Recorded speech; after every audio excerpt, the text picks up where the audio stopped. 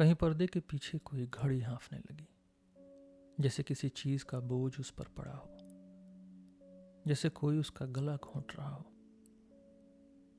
उसकी यह घुटी हुई अजीब सी आवाज जरूरत से ज्यादा लंबी चली। फिर अचानक एक तेज चुभने वाली टन टन की आवाज आई, जैसे कोई अचानक उछलकर आगे बढ़ गया हो।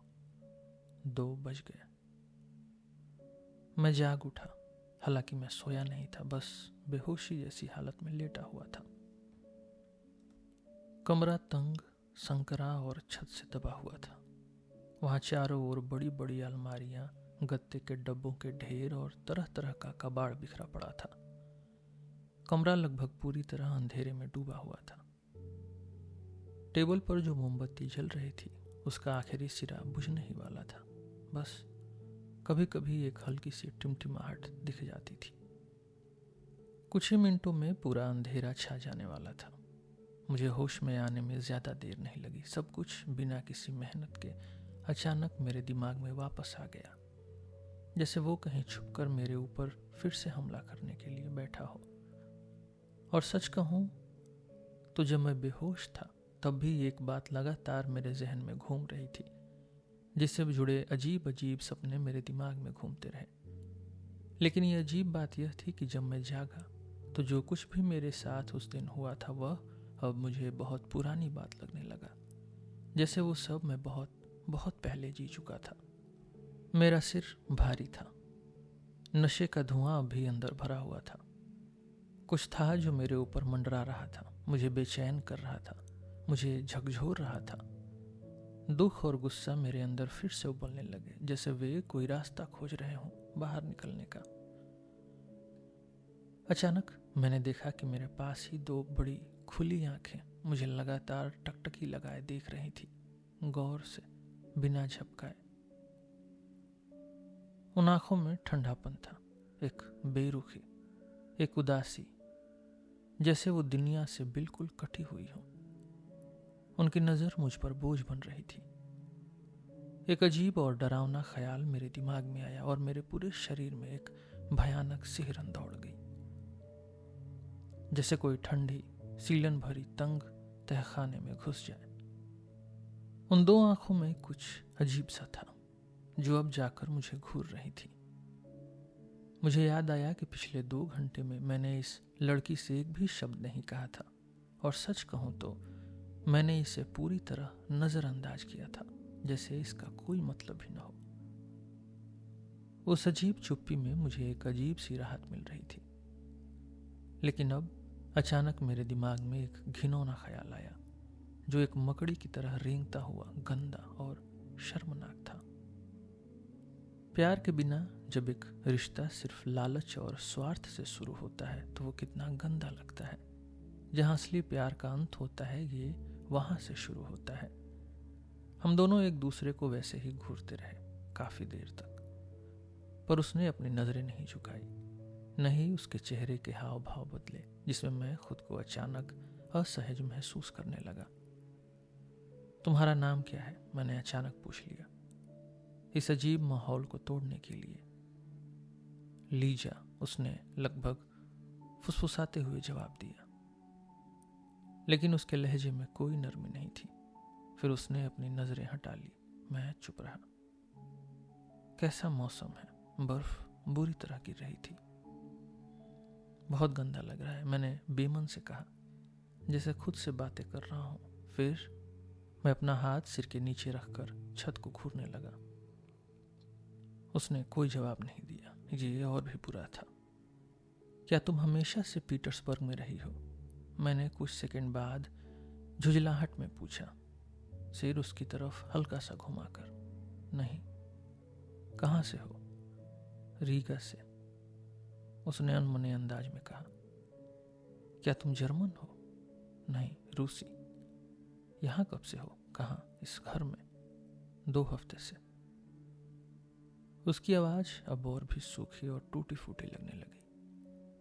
मोमबत्ती बुझ गई और मैं उसका चेहरा ठीक से नहीं देख पा रहा था। तुम्हारे माँ बाप कहाँ हैं? हाँ, नहीं, हाँ हैं।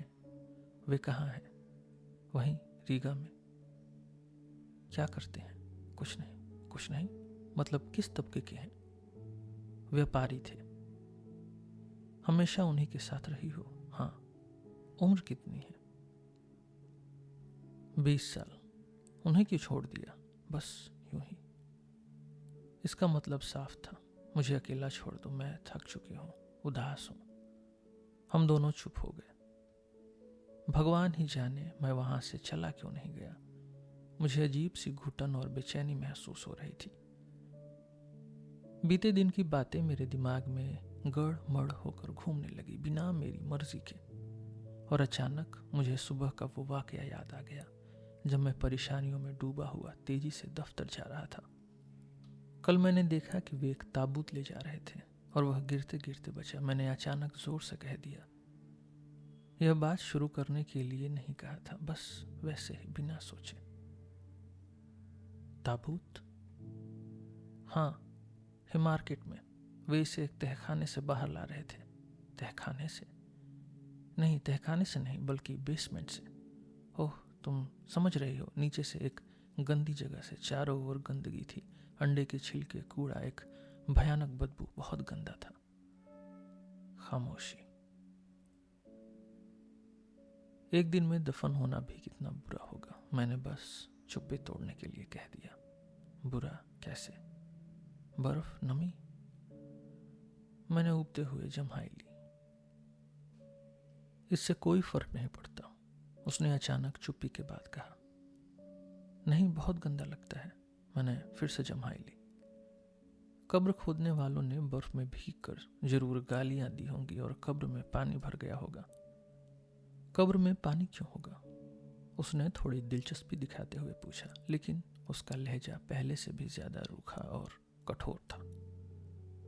अचानक मुझे चिढ़ महसूस होने लगी। अरे, नीचे 1 फुट तक पानी भरा होता होगा। तुम वोल्कोवो कब्रिस्तान में सूखी मिट्टी में कब्र नहीं खोद सकती। क्यों? क्योंकि वो इलाका दलदल जैसा है, वहां पानी ही पानी होता है, इसलिए लोग पानी में ही दफन किए जाते हैं। मैंने खुद देखा है कई बार। असल में मैंने कभी नहीं देखा था, मैं कभी वोल्कोवो गया ही नहीं था, बस सुनी सुनाई बातें दोहरा रहा था। तो क्या तुम्हें फर्क नहीं पड़ता कि तुम कैसे मरोगी? लेकिन मैं क्यों मरूं? उसने तुरंत जवाब दिया, जैसे खुद का बचाव कर रही हो। अरे, कभी न कभी तुम मरोगी ही, और वैसे ही मरोगी जैसे वो औरत मरी। वो भी तुम्हारी ही तरह एक लड़की थी, वो टीबी से मर गई। कोई मामूली लड़की होती तो अस्पताल में मरती। उसे सब कुछ पहले से ही पता था। उसने लड़की की जगह छोकरी शब्द इस्तेमाल किया। वो अपनी मालकिन की कर्जदार थी, मैंने झुंझलाहट में जवाब दिया, और आखिरी समय तक उसके लिए पैसे कमाती रही, भले ही उसे टीबी थी।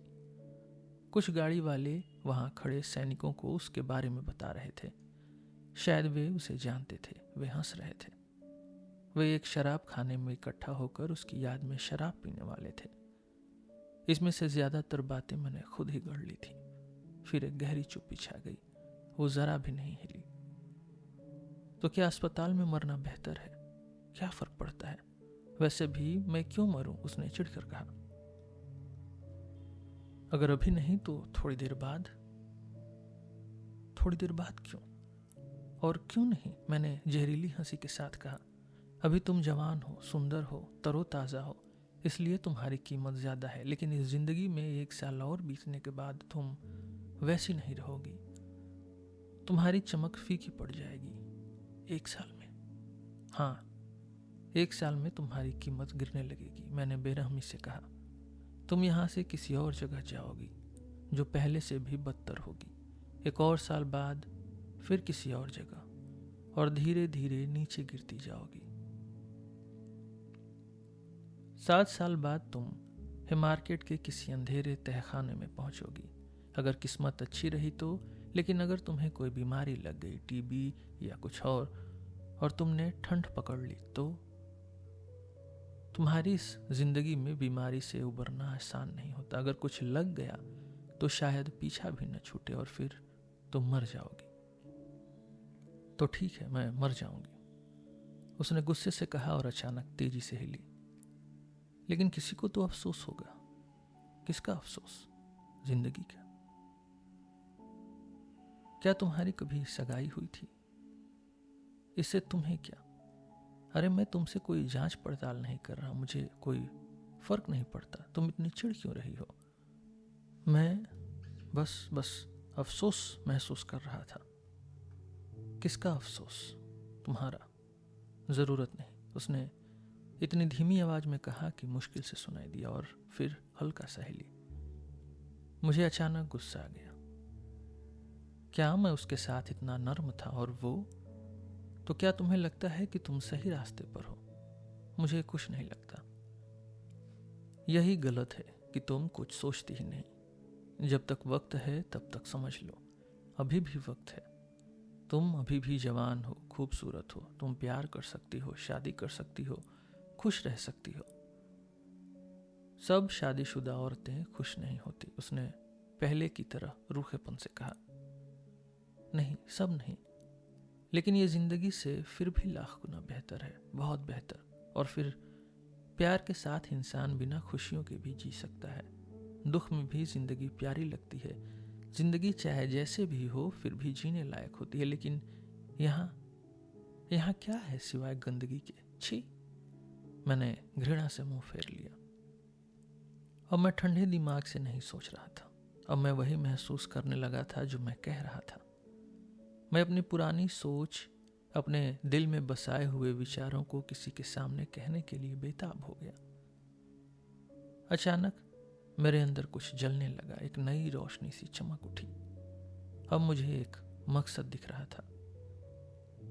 ये मत सोचो कि मैं यहां हूं तो मैं तुम्हारे लिए कोई मिसाल हूं। शायद मैं तुमसे भी बुरा इंसान हूं। जब मैं यहां आया तब मैं नशे में था। मैंने जल्दी से खुद का बचाव करते हुए कहा, वैसे भी एक आदमी कभी औरत के लिए मिसाल नहीं हो सकता। दोनों की जिंदगी अलग होती है। मैं खुद को गिरा सकता हूँ, खुद को गंदा कर सकता हूँ, लेकिन मैं किसी का गुलाम नहीं हूँ। मैं जब चाहूँ आ सकता हूँ और जब चाहूँ चला जा सकता हूँ। मैं इसे भुला सकता हूँ और एक नया इंसान बन सकता हूँ, लेकिन तुम तो शुरू से ही गुलाम हो। हाँ, गुलाम। तुम अपनी सारी आज़ादी छोड़ चुकी हो। अगर तुम बाद में इन बेड़ियों को तोड़ना चाहोगी तो नहीं तोड़ पाओगी।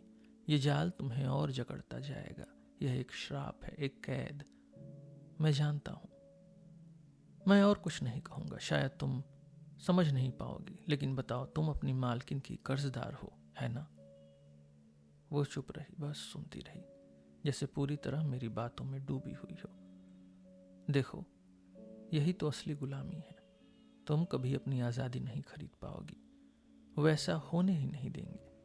ये ऐसा है जैसे आत्मा को शैतान के हाथ बेच देना। और फिर हो सकता है कि मैं भी तुम जितना ही बदनसीब हूं, क्या पता। हो सकता है कि मैं भी खुद को जानबूझकर गंदगी में डुबो रहा हूं, दुख के मारे। तुमने सुना होगा, आदमी दुख में शराब पीता है। तो शायद मैं भी दुख में यहां आया हूं। बताओ, यहां अच्छा क्या है? अभी थोड़ी देर पहले हम दोनों यहां थे, लेकिन एक भी शब्द नहीं बोले। फिर बाद में तुमने मुझे घूरना शुरू किया जैसे कोई जंगली जानवर, और मैं तुम्हें देखने लगा। क्या यही प्यार है? क्या इंसानों को ऐसे मिलना चाहिए? ये घिनौना है, बस यही है। हाँ, उसने अचानक और तेजी से कहा। उसका इतना जल्दी हाँ कहना सुनकर मैं हैरान रह गया। तो क्या वो भी वही सोच रही थी जब वो मुझे घूर रही थी? तो वो भी सोच सकती थी। कमाल है, ये दिलचस्प हो सकता है। मैंने सोचा और लगभग अपने हाथ मलने लगा। एक जवान आत्मा को मोड़ना कितना आसान होता है। मुझे अपनी बातों की ताकत का नशा महसूस हुआ। उसने अपना सिर मेरी ओर झुकाया और ऐसा लगा कि उसने अपना हाथ टिकाकर खुद को सहारा दिया। शायद वो मुझे गौर से देख रही थी। मुझे बहुत अफसोस हुआ कि मैं उसकी आंखें नहीं देख पा रहा था। मैंने उसकी गहरी सांसों की आवाज सुनी। तुम यहाँ क्यों आई? मैंने अचानक एक सख्त लहजे में पूछा। ओह, मुझे नहीं पता, लेकिन सोचो, अपने घर में रहना कितना अच्छा होता। अपने पिता के घर, वहां गर्मी होती, आजादी होती, अपना घर होता। लेकिन अगर वहां इससे भी बुरा हो, अब मुझे सही अंदाज अपनाना होगा, यह ख्याल मेरे दिमाग में आया। भावुकता से ज्यादा दूर तक नहीं पहुंच सकता, लेकिन यह सिर्फ एक पल का ख्याल था। सच तो यह था कि वो मुझे सच में दिलचस्प लग रही थी। इसके अलावा मैं खुद भी थका हुआ था, परेशान था। चालाकी और भावना अक्सर साथ साथ चलती है। कौन इनकार कर सकता है? मैंने तुरंत जवाब दिया। कुछ भी हो सकता है। मुझे यकीन है कि किसी ने तुम्हारे साथ गलत किया होगा। तुमने जितना गलत किया है उससे कहीं ज्यादा तुम्हारे साथ गलत हुआ है। मुझे तुम्हारी कहानी के बारे में कुछ नहीं पता, लेकिन इतना तय है कि तुम्हारी जैसी लड़की अपनी मर्जी से यहां नहीं आई होगी। मेरी जैसी लड़की? उसने इतनी हल्की आवाज में फुसफुसाया कि मुश्किल से सुनाई दिया, लेकिन मैंने सुन लिया। धत तेरी, मैं उसकी तारीफ कर रहा था। यह बेकार था, लेकिन शायद यह अच्छा भी था। वो चुप रही। देखो लीजा, मैं तुम्हें अपने बारे में बताता हूं। अगर मेरा बचपन से एक घर होता तो मैं आज ऐसा नहीं होता जैसा हूं। मैं अक्सर यही सोचता हूं, घर कितना भी बुरा क्यों ना हो, फिर भी वहां तुम्हारे अपने माँ बाप होते हैं, कोई दुश्मन या अजनबी नहीं। साल में कम से कम एक बार तो वे तुम्हें प्यार दिखाएंगे, और सबसे बड़ी बात, तुम्हें यह तो पता होगा कि तुम अपने घर में हो। लेकिन मैं बिना घर के बड़ा हुआ। शायद इसलिए मैं ऐसा बेरहम बन गया हूं। मैं फिर रुका। शायद वो समझ नहीं रही, मैंने सोचा। और वैसे भी यह सब कहना बेकार है, ये तो बस नसीहतें लग रही हैं। मैंने एक और तरीका अपनाया। अगर मैं एक पिता होता और मेरी एक बेटी होती तो मुझे यकीन है कि मैं उससे अपने बेटों से भी ज्यादा प्यार करता। मैंने धीरे धीरे कहा, जैसे किसी और विषय पर बात कर रहा हूं ताकि उसका ध्यान खींच सके। मुझे मानना पड़ेगा कि मैं यह कहते हुए थोड़ा शर्मिंदा हो गया। क्यों? उसने पूछा। हाँ, तो सुन रही थी। मुझे नहीं पता लीजा, मैं एक ऐसे पिता को जानता था जो बहुत सख्त और कड़वा इंसान था, लेकिन अपनी बेटी के लिए घुटनों पर बैठ जाता था। वो उसके हाथों को, पैरों को चूमता, उसे सिर आंखों पर रखता। जब वो किसी पार्टी में नाचती तो 5-5 घंटे खड़े रहकर बस उसे निहारता। वो पागल था अपनी बेटी के लिए, मैं उसे समझ सकता हूँ। रात में जब उसकी बेटी थक कर सो जाती तो वो धीरे से उठकर उसे चूमता और उसके ऊपर क्रॉस बनाकर आशीर्वाद देता। वो खुद एक फटे हाल कोट में घूमता, बाकी सबके लिए कंजूस था, लेकिन अपनी आखिरी कमाई तक बेटी के लिए खर्च करता। सबसे बड़ी खुशी उसे तब मिलती जब उसकी बेटी उसकी दी हुई चीजों से खुश होती। पिता हमेशा अपनी बेटियों को माँ से ज्यादा प्यार करते हैं। कुछ लड़कियां घर में बहुत खुश रहती हैं, और मुझे लग सकता है कि मैं अपनी बेटी की शादी नहीं करने देता। अब ये क्या नई बात है? उसने हल्की सी मुस्कान के साथ कहा। मुझे जलन होती, सच में होती। सोचो तो, वो किसी और को चूमे, वो किसी अजनबी को मुझसे ज्यादा प्यार करे। ये सोचकर ही तकलीफ होती है। बेशक ये सब बेकार की बातें हैं, पर पिता आखिर में समझदार बन जाता है। लेकिन मुझे लगता है जब तक मैं अपनी बेटी की शादी न करवा दूं, मैं चिंता में मर जाऊंगा। मैं उसके हर रिश्तेदार को शक की नजर से देखूंगा, कोई भी मुझे ठीक नहीं लगेगा।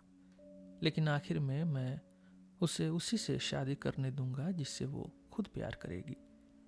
लेकिन हमेशा यही होता है कि जिस इंसान से बेटी प्यार करती है वो पिता को सबसे घटिया लगता है। हमेशा ऐसा ही होता है। कितने ही घरों में इस वजह से झगड़े होते हैं। कुछ लोग तो अपनी बेटियों को बेच देते हैं बजाय उन्हें इज्जत से शादी करने के। आहा, तो बात यहां तक पहुंच चुकी थी। लीजा, ऐसी चीजें सिर्फ उन घरों में होती हैं जहां न प्यार होता है न भगवान, मैंने गुस्से से कहा। जहां प्यार नहीं होता वहां अकल भी नहीं होती। हाँ, ऐसे घर होते हैं, लेकिन मैं उनकी बात नहीं कर रहा। अगर तुम ऐसे सोच रही हो तो तुम्हारे घर में भी कुछ बुरा हुआ होगा। तुम्हारी जिंदगी काफी बदकिस्मत रही होगी। ऐसा अक्सर गरीबी के कारण होता है। और अमीरों में क्या अच्छा होता है? उसने कड़वे लहजे में कहा। गरीबों में भी तो ईमानदार लोग होते हैं जो खुश रहते हैं। हाँ, शायद। एक और बात लीजा, इंसान अपनी परेशानियों को गिनता रहता है, लेकिन अपनी खुशियों को कभी नहीं गिनता। अगर वो अपनी खुशियों को भी गिने तो उसे समझ आएगा कि हर इंसान के हिस्से में कुछ न कुछ खुशी तो जरूर होती है। और अगर किसी परिवार में सब ठीक हो, अगर उस पर भगवान की कृपा हो, अगर पति अच्छा हो, तुमसे प्यार करे, तुम्हारा सम्मान करे, तुम्हें कभी छोड़े नहीं, तो ऐसे परिवार में असली खुशी होती है। यहाँ तक कि दुख के बीच भी कभी कभी खुशी होती है। और वैसे भी दुख तो हर जगह है। जब तुम शादी करोगी तब तुम खुद महसूस करोगी। लेकिन सोचो, अगर तुम अपने मन से शादी करो तो शादी के शुरुआती साल कितने खुशहाल होते हैं। कभी कभी वो खुशी कितनी गहरी होती है। और यह कोई अनोखी बात नहीं है, यह तो आम बात है। शादी के शुरुआती दिनों में पति पत्नी की लड़ाइयां भी प्यार में बदल जाती हैं। कुछ औरतें तो अपने पति से सिर्फ इसलिए झगड़ती हैं क्योंकि वो उनसे बहुत प्यार करती हैं। मैं एक ऐसी औरत को जानता था। वो अपने पति को तंग करती, उसे सताती, बस इसलिए ताकि उसे एहसास दिला सके कि वो उससे कितना प्यार करती है। और औरतें ऐसा क्यों करती हैं? क्योंकि उनके मन में होता है कि मैं उसे इतना प्यार करूंगी, उसके लिए इतना कुछ करूंगी कि अभी उसे थोड़ा सताने में कोई फर्क नहीं पड़ेगा। फिर पूरा घर उन्हें देखकर खुश रहता है और तुम भी खुश, हंसमुख और सम्मानित महसूस करती हो। लेकिन कुछ औरतें बहुत ज्यादा शक करने लगती हैं। अगर पति कहीं चला जाए, मैं ऐसी औरतों को जानता हूं, तो वे रात को चुपचाप उठकर यह देखने चली जाती थी कि पति कहीं किसी और औरत के पास तो नहीं गया। यह बहुत बुरा होता है और औरत को खुद भी पता होता है कि यह गलत है। उसका दिल बैठ जाता है, उसे तकलीफ होती है, लेकिन वो फिर भी करती है क्योंकि प्यार के कारण। और फिर लड़ाई के बाद सुलह करना कितना मीठा होता है। अगर औरत को लगे कि वो गलत थी तो वो खुद मान लेती है या फिर पति को माफ कर देती है। और तब दोनों इतने खुश होते हैं जैसे पहली बार मिले हों, जैसे दोबारा शादी हुई हो, जैसे उनका प्यार फिर से नया हो गया हो। और अगर पति पत्नी में सच्चा प्यार हो तो उनके बीच की बातें किसी तीसरे को कभी पता नहीं चलनी चाहिए। अगर वे एक दूसरे से प्यार करते हैं तो चाहे झगड़ा हो या कोई भी परेशानी, उन्हें अपनी माँ या किसी और को बुलाकर फैसला करवाने की जरूरत नहीं होनी चाहिए। वे खुद अपने रिश्ते के सबसे अच्छे जज होते हैं। प्यार एक पवित्र चीज है, इसे दूसरों की नजरों में छुपा कर रखना चाहिए। इससे वो और पवित्र और मजबूत बनता है। अगर एक बार सच्चा प्यार हुआ हो, अगर शादी प्यार के कारण हुई हो, तो वो प्यार खत्म क्यों होगा? जरूर पहले का प्यार धीरे धीरे बदलता है, लेकिन उसके बाद एक और गहरा प्यार आता है जो और भी बेहतर होता है। पति पत्नी की आत्माएं जुड़ जाती हैं, उनके बीच कोई राज नहीं रहता। और जब उनके बच्चे होते हैं तो फिर सबसे मुश्किल समय भी खुशी लगने लगता है। अगर घर में प्यार और हिम्मत हो तो मेहनत भी खुशी देती है। कभी कभी माँ बाप अपने बच्चों के लिए खाने तक का त्याग कर देते हैं, लेकिन वो त्याग भी एक खुशी बन जाता है क्योंकि बाद में बच्चे उनके इस प्यार को समझते हैं। और फिर जब बच्चे बड़े होते हैं तो माँ बाप को लगता है कि वे उनके लिए एक मिसाल है, एक सहारा है। यही यकीन होता है कि जब वे दुनिया से चले भी जाएंगे तब भी उनके बच्चे उनकी सोच, उनके एहसासों को हमेशा अपने दिल में रखेंगे क्योंकि वही उन्हें उनसे मिले हैं। क्या तुम समझ रही हो लीजा? ये एक बड़ी जिम्मेदारी होती है। ये कैसे मुमकिन है कि इससे माँ बाप और करीब ना आए? कुछ लोग कहते हैं कि बच्चों को पालना एक मुश्किल काम है। कौन कहता है ऐसा? यह तो सबसे बड़ी खुशी है। तुम्हें छोटे बच्चों से प्यार है लीजा? मुझे तो बच्चों से बहुत प्यार है। सोचो, एक नन्हा गुलाबी गोद में सिमटा बच्चा। कोई पिता अपनी पत्नी को अपने बच्चे को गोद में खिलाते देखकर पिघल न जाए? ऐसा हो ही नहीं सकता।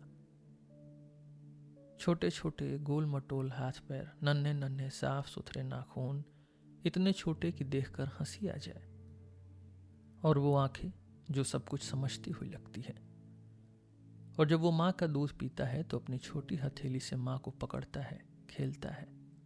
फिर जब अचानक पिता पास आते हैं तो बच्चा माँ की गोद से हटकर उसकी तरफ देखता है, हंसता है, जैसे कोई मज़ेदार चीज़ देखी हो, फिर वापस माँ के पास लौट कर चिपक जाता है। या फिर जब उसके छोटे छोटे दांत निकल रहे होते हैं तो वो माँ को हल्के से काट लेता है और फिर किनारे से आंखें घुमाकर उसे देखता है, जैसे कह रहा हो, देखो मैं काट रहा हूं। क्या यह सब खुशी नहीं है? जब पति पत्नी और बच्चा तीनों साथ हो, ऐसे लम्हों के लिए तो इंसान बहुत कुछ माफ कर सकता है। हाँ लीजा, इंसान को पहले खुद जीना सीखना चाहिए, तब दूसरों को दोष देना चाहिए। यही तरीका है। ऐसे ही तस्वीरों से उसे समझाया जा सकता है। मैंने मन ही मन सोचा, हालांकि मैं सच में दिल से बोल रहा था, लेकिन अचानक मेरा चेहरा शर्म से लाल पड़ गया। अगर वो अचानक हंस पड़ी तो तब मैं क्या करूंगा? यह सोचकर मेरा गुस्सा बढ़ गया। मेरी बात खत्म होते होते मैं सच में जोश में आ गया था और अब मेरी अहमियत को चोट लग रही थी। कमरे में खामोशी छाई रही। मैंने लगभग उसे हल्का सा छू दिया, जैसे उसे जवाब देने के लिए उकसा रहा हूं। तुम क्यों? उसने कहना शुरू किया, फिर रुक गई, लेकिन मैं समझ गया। उसकी आवाज में कुछ अलग था। वो पहले जैसी रूखी, सख्त और ठंडी नहीं थी। इस बार उसमें कोमलता और झिझक थी। इतनी झिझक कि अचानक मुझे खुद ही शर्म और अपराध बोध महसूस होने लगा। क्या? मैंने हल्की दिलचस्पी से पूछा। वो तुम क्या? तुम कुछ इस तरह बोलते हो जैसे कोई किताब पढ़ रहे हो, उसने कहा, और इस बार उसकी आवाज में हल्की सी तिरस्कार भरी हंसी थी। यह सुनकर मेरा दिल धक से रह गया। यह तो जवाब नहीं था जिसकी मैं उम्मीद कर रहा था। मैं यह समझ ही नहीं पाया कि वो अपने असली एहसास को छुपा रही थी, और यह कि तिरस्कार और व्यंग अक्सर उन लोगों का आखिरी सहारा होता है जिनका दिल साफ और मासूम होता है। जब कोई उनके मन की गहराइयों में जबरदस्ती घुसने की कोशिश करता है तो वो अपनी भावनाओं को उजागर करने से बचते हैं। उनका आत्मसम्मान आखिरी पल तक हार मानने से इनकार करता है। मुझे उसकी हल्की झिझक और संकोच से समझ जाना चाहिए था कि वो इस व्यंग को कहने में संघर्ष कर रही थी, लेकिन मैं समझ नहीं पाया। इसके बजाय मेरे अंदर एक गलत भावना पैदा हो गई। अभी रुको, मैं देखता हूं, मैंने मन ही मन सोचा। बस करो लीजा, तुम ये कैसे कह सकती हो कि मैं किसी किताब की तरह बोल रहा हूं? जब ये बातें सुनकर मुझे भी घिन आ रही है। हालांकि मैं खुद को कोई बाहरी इंसान नहीं मानता, क्योंकि ये बातें मुझे अंदर तक झकझोर रही हैं। क्या ये सच में मुमकिन है कि तुम्हें खुद पर भी घिन नहीं आती? शायद आदत का असर बहुत ज्यादा होता है। भगवान जाने आदत इंसान से क्या क्या करवा सकती है। क्या तुम सच में सोचती हो कि तुम हमेशा जवान और खूबसूरत बनी रहोगी, कि ये लोग तुम्हें हमेशा रखेंगे? मैं इस गंदी जिंदगी की बातें करना नहीं चाहता, लेकिन फिर भी मैं कहूंगा, अब तुम जवान हो, खूबसूरत हो, तुम्हारे अंदर भावनाएं हैं, एक आत्मा है। लेकिन जैसे ही मैं अपने होश में आया, मुझे यहाँ तुम्हारे साथ बैठना भी घिनौना लगने लगा। यहाँ इंसान बस तभी आ सकता है जब वो नशे में हो। लेकिन अगर तुम कहीं और होती, एक अच्छी जिंदगी जी रही होती, तो शायद मैं तुमसे सच में आकर्षित होता। शायद मैं तुमसे प्यार कर बैठता। शायद मैं तुम्हारी एक झलक पाने के लिए तरसता, तुम्हारी एक बात सुनने के लिए बेकरार रहता। शायद मैं तुम्हारे दरवाजे के बाहर इंतजार करता, तुम्हारे सामने घुटनों पर झुक जाता। मैं तुम्हें अपनी मंगेतर मानता और इसे अपनी जिंदगी का सबसे बड़ा सम्मान समझता। मैं तुम्हारे बारे में कोई गंदी बात सोचने की भी हिम्मत नहीं करता। लेकिन यहाँ तो मुझे बस सीटी बजानी है और तुम्हें आना ही पड़ेगा, चाहे तुम चाहो या ना चाहो। मैं तुम्हारी मर्जी नहीं पूछता, लेकिन तुम मेरी मर्जी के हिसाब से चलती हो। एक मजदूर भी काम के लिए अपनी मजदूरी तय करता है, लेकिन वो खुद को पूरी तरह किसी का गुलाम नहीं मानता। लेकिन तुम कब आजाद हो? जरा सोचो, तुम यहाँ क्या क्या खो रही हो। तुम अपना शरीर ही नहीं, अपनी आत्मा भी बेच रही हो, जिसे बेचने का तुम्हें कोई हक नहीं। तुम अपना प्यार उन नशे में धुत लोगों के लिए कुर्बान कर रही हो जो तुम्हारा अपमान करते हैं। प्यार, लेकिन यही तो सब कुछ है। प्यार एक अनमोल हीरा है, एक लड़की का सबसे बड़ा खजाना। एक आदमी तो इस प्यार को पाने के लिए अपनी जान तक देने को तैयार हो सकता है, लेकिन अब तुम्हारा प्यार क्या बचा है? तुम खुद को बेच चुकी हो, शरीर और आत्मा दोनों। और जब प्यार के बिना सब कुछ मिल सकता है तो कोई उसके लिए क्यों तरसने लगेगा? क्या तुम्हें समझ में आता है कि किसी लड़की के लिए इससे बड़ा अपमान कुछ नहीं? मैंने सुना है कि यहाँ तुम्हें अपनी प्रेमी रखने की इजाजत दी जाती है। क्या मजाक है? क्या तुम सच में सोचती हो कि तुम्हारा प्रेमी तुमसे प्यार करता है? मैं नहीं मानता। जब उसे पता है कि किसी भी वक्त तुम्हें किसी और के पास भेजा जा सकता है तो वो तुमसे प्यार कैसे कर सकता है? अगर वो तुमसे प्यार करता है तो वो खुद कितना घटिया इंसान होगा। क्या उसके मन में तुम्हारे लिए कोई इज्जत होगी? तुम दोनों के बीच कोई रिश्ता नहीं है। वो बस तुम्हारा मजाक उड़ाता है और तुम्हें लूटता है। यही उसका प्यार है। अगर उसने तुम्हें पीटा नहीं तो समझो तुम खुशकिस्मत हो, और अगर उसने पीटा हो, अगर तुम्हारा कोई प्रेमी है तो उससे पूछो कि क्या वो तुमसे शादी करेगा। वो तुम्हारे मुंह पर हंस देगा। अगर उसने थूक दिया या थप्पड़ मार दिया तो भी आश्चर्य मत करना, जबकि हो सकता है कि वो खुद किसी लायक भी न हो। और जरा सोचो, तुम्हारी जिंदगी आखिर क्यों बर्बाद हो रही है? क्योंकि तुम्हें यहाँ अच्छा खाना और महंगी कॉफी दी जाती है। लेकिन सोचो, ये खाना तुम्हें क्यों खिलाया जाता है? अगर कोई इज्जतदार लड़की होती तो उसे ये खाना निगलने में भी शर्म आती, क्योंकि उसे पता होता कि ये सब कुछ उसके किस लिए दिया जा रहा है। तुम यहाँ कर्ज में हो और हमेशा कर्ज में रहोगी। तुम्हारा सारा पैसा यहाँ जाएगा और एक दिन ऐसा आएगा जब यहाँ आने वाले लोग तुमसे नफरत करने लगेंगे, और ये बहुत जल्द होगा। मत सोचो कि तुम्हारी जवानी हमेशा रहेगी। यह तो वक्त पंख लगाकर भागता है, फिर तुम्हें धक्के देकर बाहर निकाल दिया जाएगा। और ऐसा नहीं कि अचानक निकाल देंगे, उससे बहुत पहले तुम्हारी मालकिन तुम्हें गालियां देने लगेंगी, तुम्हारा अपमान करने लगेगी, जैसे तुमने उसकी जिंदगी बर्बाद कर दी हो, जैसे तुम उसकी दुश्मन हो। कोई तुम्हारा साथ नहीं देगा। तुम्हारी अपनी साथी लड़कियां भी तुम्हें ही नीचे गिराएंगी, बस अपनी जगह बचाने के लिए। क्योंकि यहाँ सब गुलाम हैं, और यहाँ किसी के पास आत्मा या दया नहीं बची है। यहाँ हर कोई अपनी इंसानियत खो चुका है, और तुम यहाँ सब कुछ लुटा रही हो बिना किसी शर्त के। अपनी जवानी, अपनी सेहत, अपनी खूबसूरती, अपनी उम्मीदें। जब तुम सिर्फ 22 साल की होगी तो 35 साल की औरत जैसे दिखने लगोगी। अगर तुम बीमार न पड़ी तो इसे अपना सबसे बड़ा सौभाग्य समझो। भगवान से दुआ करो कि तुम्हें कोई बीमार न लगे। शायद अभी तुम सोच रही हो कि तुम मस्ती में जी रही हो, तुम्हें कोई काम नहीं करना पड़ता, लेकिन इस दुनिया में इससे कठिन और भयानक कोई और काम नहीं है। इंसान का दिल ही रो रो कर थक जाए, और जब तुम्हें यहाँ से निकाल दिया जाएगा तब तुम्हें एक शब्द तक बोलने की हिम्मत नहीं होगी। तुम यूं ही चली जाओगी जैसे गलती तुम्हारी ही थी।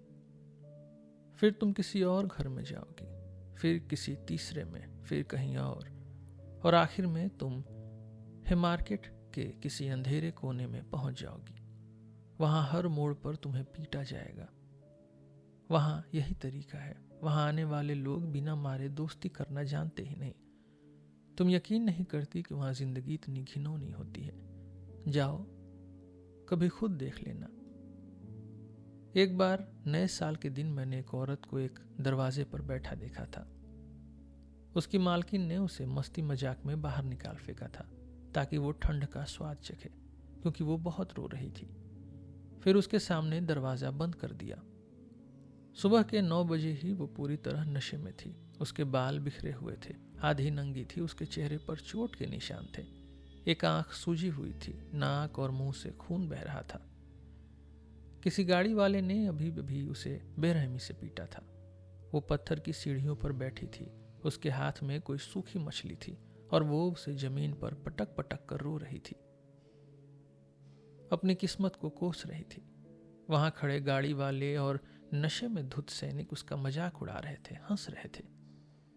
तुम सोचती हो कि तुम्हारे साथ ऐसा कभी नहीं होगा, मैं भी यही चाहूंगा, लेकिन तुम कैसे जानती हो? क्या पता 10 साल 8 साल पहले यही औरत जो आज बिखरी पड़ी थी किसी जमाने में बिल्कुल मासूम भोली भाली किसी देवदूत जैसी थी। शायद वो भी तुम्हारी तरह थी, गर्व से भरी, आसानी से अपमान सहन न करने वाली, सबसे अलग। शायद वो भी एक रानी जैसी दिखती थी और किसी ऐसे इंसान का इंतजार कर रही थी जो उससे सच्चा प्यार करे, जिससे वो भी दिल से प्यार करे। लेकिन देखो उसकी जिंदगी का अंत कहाँ हुआ।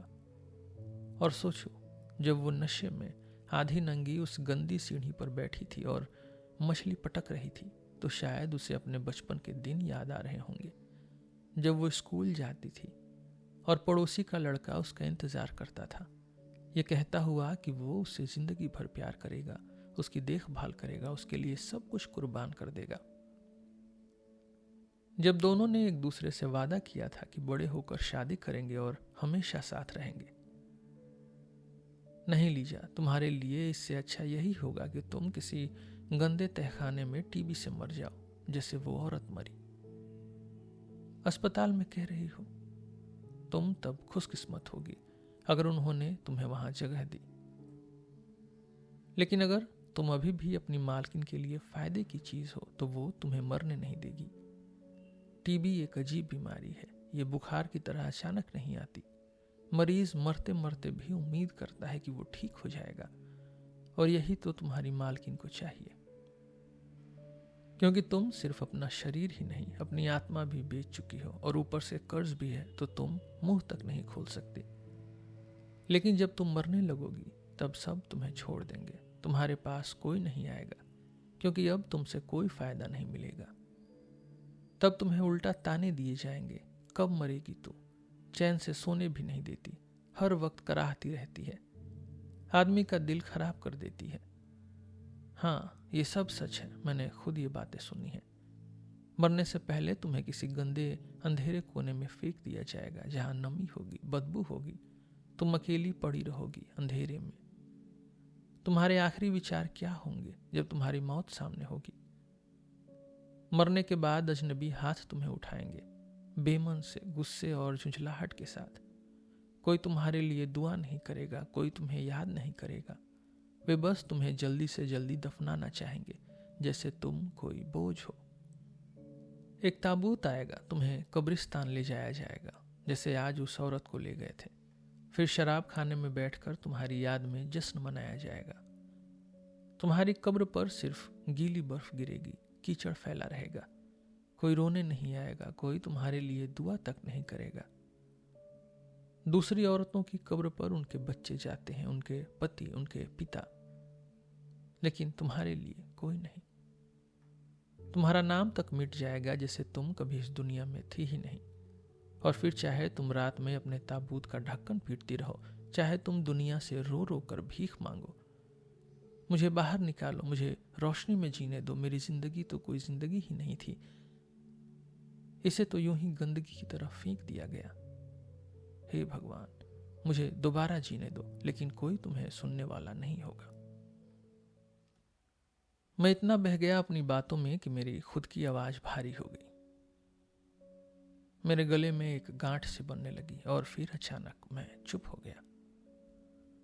मैं हड़बड़ाकर बैठ गया और घबराकर धड़कते दिल से उसकी तरफ झुककर ध्यान से सुनने लगा। मुझे फिक्र हो रही थी, क्योंकि मैंने महसूस किया था कि मैं उसकी रूह को झकझोर रहा हूं, उसके दिल को चीर रहा हूं। और जितना मुझे यकीन होता गया कि मेरी बातों का असर हो रहा है, उतना ही मैं इसे और तेज और गहराई तक पहुंचना चाहता था। मुझे अपनी काबिलियत दिखाने में मजा आ रहा था, पर यह सिर्फ एक खेल नहीं था। मुझे पता था कि मैं अजीब तरीके से बोल रहा था, एक किताब की जैसे, लेकिन मुझे इस बात की परवाह नहीं थी। वो मुझे समझेगी, मैं जानता था, और शायद मेरी यही किताब जैसी बातें उसे और ज्यादा छू जाएंगी। लेकिन अब जब मेरा मकसद पूरा हो गया था तो मुझे खुद ही डर लगने लगा। मैंने कभी किसी को इतना टूटा हुआ, इतना निराश नहीं देखा था। वो अपने चेहरे को तकिए में गड़ाए पड़ी थी, उसे दोनों हाथों से कसकर पकड़े हुए। उसका दिल बुरी तरह टूटा हुआ था। उसका पूरा शरीर कांप रहा था, जैसे उसे कोई गहरी सिहरन हो रही हो। रुकी हुई सिसकियां उसके सीने से उठ रही थी और फिर अचानक वो जोर जोर से रोने लगी। फिर वो और गहराई से तकिए में समा गई, जैसे वो नहीं चाहती थी कि दुनिया को उसकी तकलीफें दिखें, उसके आंसू दिखें। वो तकिए को काट रही थी, अपने हाथ को तब तक दबाए रही जब तक उसमें खून नहीं निकल आया। ये मैंने बाद में देखा। कभी वो अपनी उंगलियां बिखेरे हुए बालों में गड़ा लेती और अपनी सांस को रोककर दांत भींचकर अपने आप को रोकने की कोशिश करती। मैं कुछ कहने लगा, उसे शांत करने की कोशिश करने लगा, लेकिन मुझे हिम्मत ही नहीं हुई। अचानक मुझे एक अजीब ठंडक महसूस हुई, जैसे डर ने मुझे पकड़ लिया हो। मैं जल्दी से अपने कपड़े ढूंढने लगा, अंधेरे में हड़बड़ी में पहनने की कोशिश करने लगा ताकि जल्दी से वहां से निकल जाऊं। कमरे में अंधेरा था। मैंने पूरी कोशिश की, लेकिन जल्दी कपड़े पहन नहीं पा रहा था। अचानक मेरी उंगलियां माचिस की डिब्बी और एक मोमबत्ती से टकराई। मैंने जल्दी से मोमबत्ती जलाई। जैसे ही कमरा रोशन हुआ, लीजा झटके से उठी। वो बिस्तर पर बैठ गई और उसका चेहरा पूरी तरह बिगड़ चुका था। आधी पागल जैसी हंसी थी और उसकी आंखें मुझे अजीब नजरों से देख रही थी। मैं धीरे से उसके पास बैठा और उसका हाथ पकड़ा। वो थोड़ी होश में आई, जैसे कुछ समझने लगी। वो अचानक मेरी तरफ बढ़ी, जैसे मुझे पकड़ना चाहती थी, लेकिन फिर रुक गई। फिर धीरे से उसने अपना सिर झुका लिया। लीजा मेरी प्यारी, मुझसे गलती हो गई, मुझे माफ कर दो, मैंने कहा। लेकिन उसने मेरा हाथ इतनी जोर से दबा दिया कि मुझे एहसास हुआ कि मैं कुछ गलत कह रहा हूं। ये मेरा पता है लीजा, मुझसे मिलने आना। मैं आऊंगी, उसने पूरे विश्वास के साथ कहा। सिर अब भी झुका हुआ था। लेकिन अब मैं जा रहा हूं, अलविदा, फिर मिलेंगे। मैं खड़ा हुआ, वो भी उठ गई। अचानक उसका चेहरा सुर्ख हो गया। वो एक बार सिहर गई। उसने जल्दी से पास पड़ी शॉल उठाई और खुद को गर्दन तक ढक लिया। इस दौरान वो फिर से हल्की सी बीमार जैसी हंसी हंसी, फिर से शर्मा गई और मुझे अजीब नजरों से देखा। मुझे वहां रहना अब बहुत भारी लग रहा था। मैं जल्दी से निकल जाना चाहता था। रुको, उसने अचानक कहा। दरवाजे के पास उसने अपना हाथ मेरे ओवरकोट पर रखा, मुझे रोक लिया। फिर जल्दी से मोमबत्ती नीचे रखी और भागकर अंदर चली गई। शायद उसे कुछ याद आया था, या शायद वो मुझे कुछ दिखाना चाहती थी। जैसे ही वो भागी, मैंने देखा उसकी आंखों में एक चमक थी, उसके होठों पर हल्की सी मुस्कान थी। इसका क्या मतलब था? मुझे न चाहते हुए भी वहां खड़े रहना पड़ा। वो 1 मिनट बाद लौटी। अब उसके चेहरे पर कुछ अलग था। ये वही चेहरा था जो मैंने कल देखा था। वो चेहरा जो गुस्से से भरा हुआ था, भरोसा न करने वाला, जिद्दी और कठोर। अब उसकी आंखों में कुछ और था। उनमें एक दबी दबी माफी थी, एक झिझक, एक नरमियत, एक भरोसा, एक मासूमियत। एक ऐसी नज़र जैसे बच्चे उन लोगों को देखते हुए डालते हैं जिनसे वो बहुत प्यार करते हैं, या जब वो किसी से कोई चीज़ मांगना चाहते हैं। उसकी आंखें हल्की भूरी थी, बहुत सुंदर, गहरी, और उनमें जीवन था।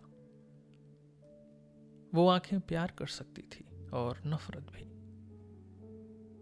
कोई सफाई दिए बिना, जैसे कि मैं कोई ऊंची सोच वाला इंसान हूं जो बिना कहे ही सब समझ लेगा, उसने चुपचाप मेरे सामने एक कागज बढ़ा दिया।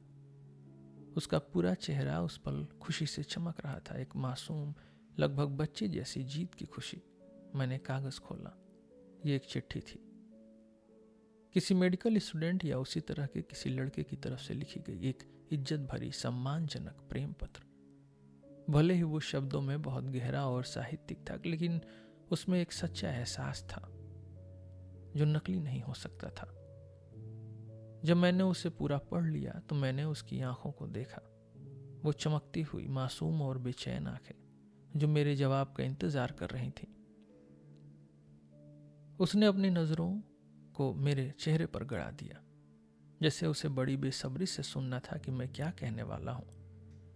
फिर जल्दी जल्दी लेकिन खुशी और गर्व के साथ उसने समझाना शुरू किया कि वो एक डांस पार्टी में गई थी, एक अच्छे परिवार के घर पर, जहाँ किसी को कुछ नहीं पता था, कुछ भी नहीं, क्योंकि वो यहाँ बस हाल ही में आई थी।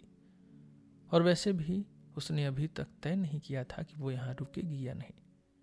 वो जैसे ही अपना कर्ज चुका देगी चली जाएगी। वहीं पार्टी में एक स्टूडेंट था जिसने पूरी शाम उसके साथ डांस किया। वो उससे बातें करता रहा और फिर पता चला कि वो उसे बचपन से जानता था। रीगा में जब वे दोनों बच्चे थे तब साथ खेला करते थे। वो उसके माँ बाप को भी जानता था, लेकिन इस बारे में उसे कुछ नहीं पता था, बिल्कुल भी नहीं। उसे जरा भी शक नहीं था कि वो अब कहाँ है और क्या कर रही है। और डांस के अगले दिन यानी 3 दिन पहले उसने ये चिट्ठी भिजवाई, उसके उस दोस्त के जरिए जिसके साथ वो पार्टी में गई थी। बस इतनी ही बात थी। जब उसने अपनी बात पूरी की तो उसने अपनी चमकती आंखें नीचे झुका ली, जैसे शर्मा रही थी बेचारी लड़की।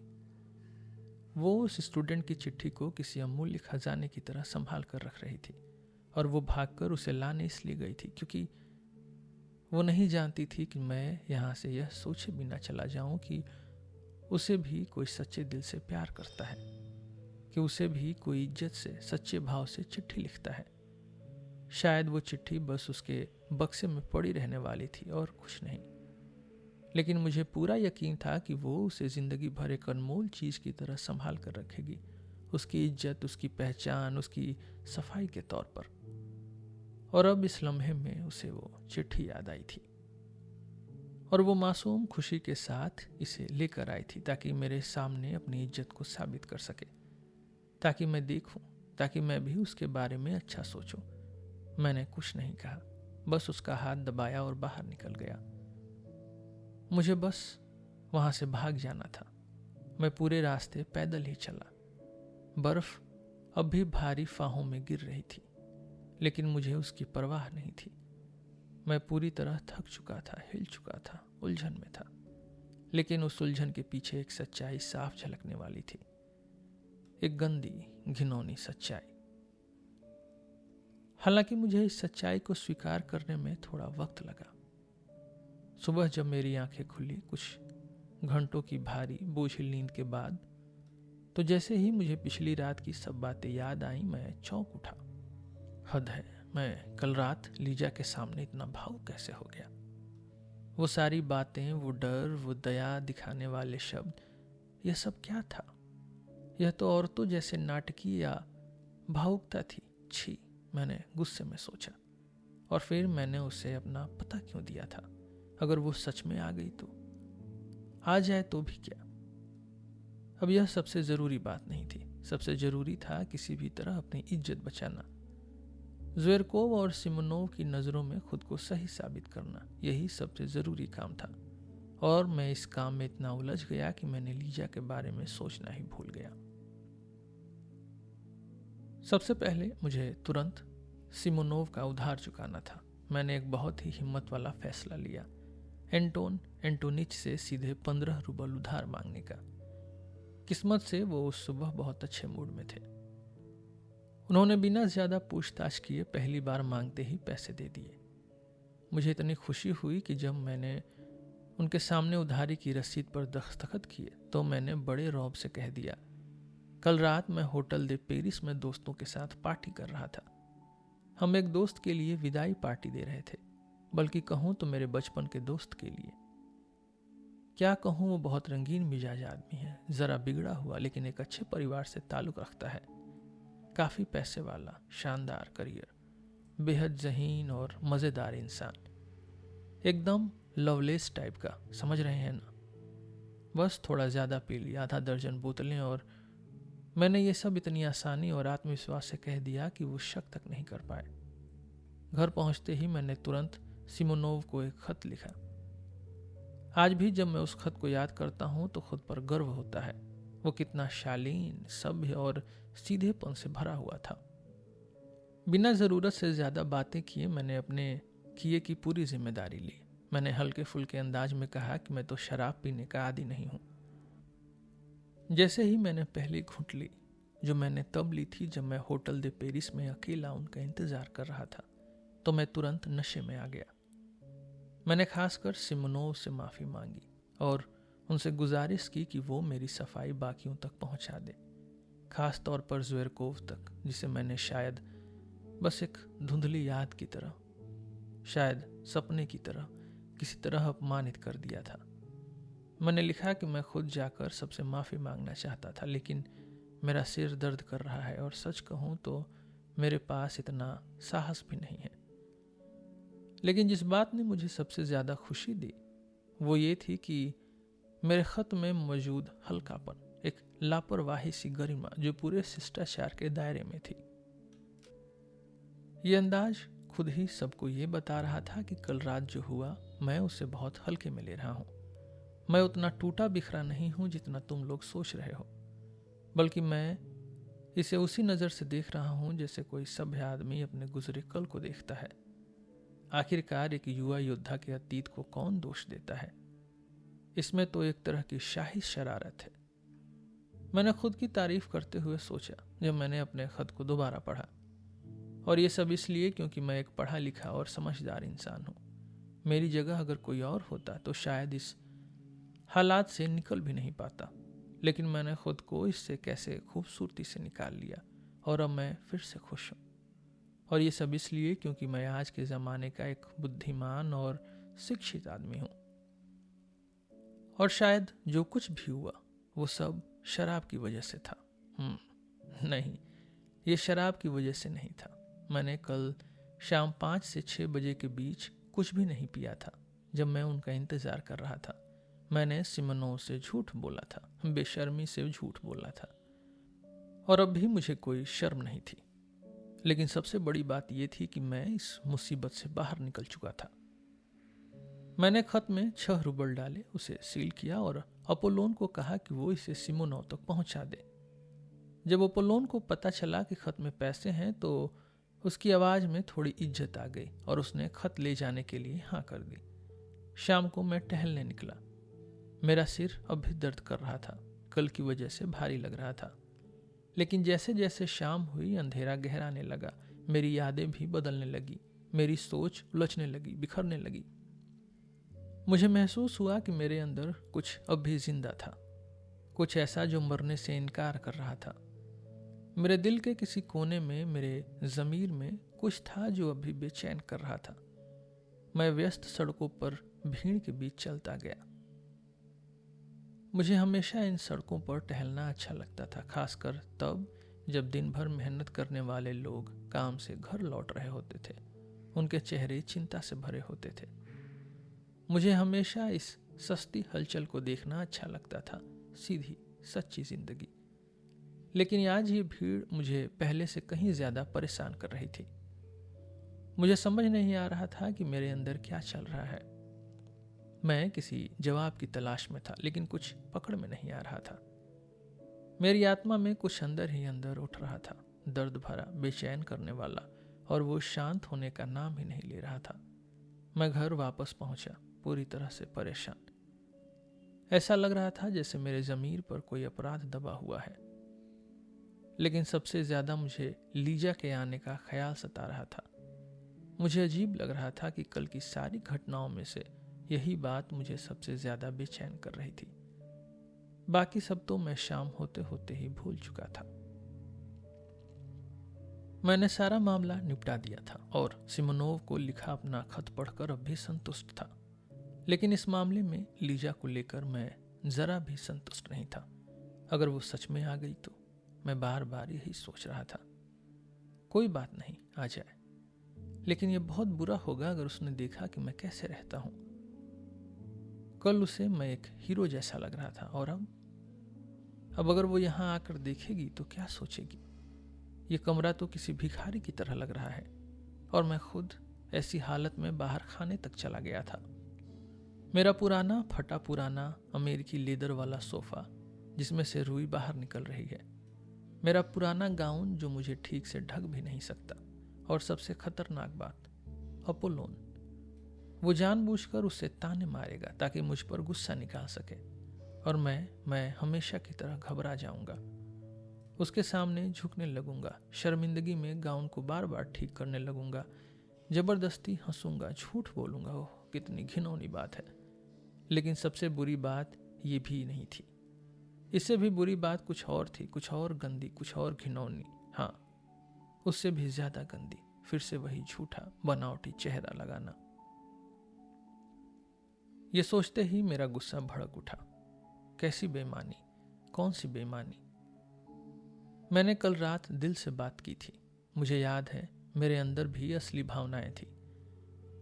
मैं सिर्फ ये चाहता था कि उसके अंदर एक इज्जतदार एहसास जगाऊं। उसका रोना अच्छा था, इससे कुछ अच्छा असर जरूर होगा, लेकिन फिर भी मुझे चैन नहीं था। पूरी शाम, यहाँ तक कि रात 9 बजे तक मुझे यकीन हो गया कि अब लीजा नहीं आएगी, फिर भी वो मेरे दिमाग से नहीं निकल रही थी।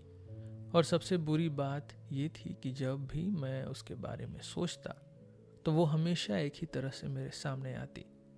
वही एक पल जो मेरी यादों में बिल्कुल साफ था, जब मैंने माचिस जलाई थी और उसकी पीली, टूटी हुई, दर्द से भरी हुई शक्ल देखी थी। और उसकी वो हंसी जो हंसी नहीं थी, वो जबरदस्ती थी, अजीब टूटी हुई मुस्कान। मुझे तब पता नहीं था कि 15 साल बाद भी जब भी मैं लीजा को याद करूंगा तो वो हमेशा उसी हंसी के साथ दिखेगी।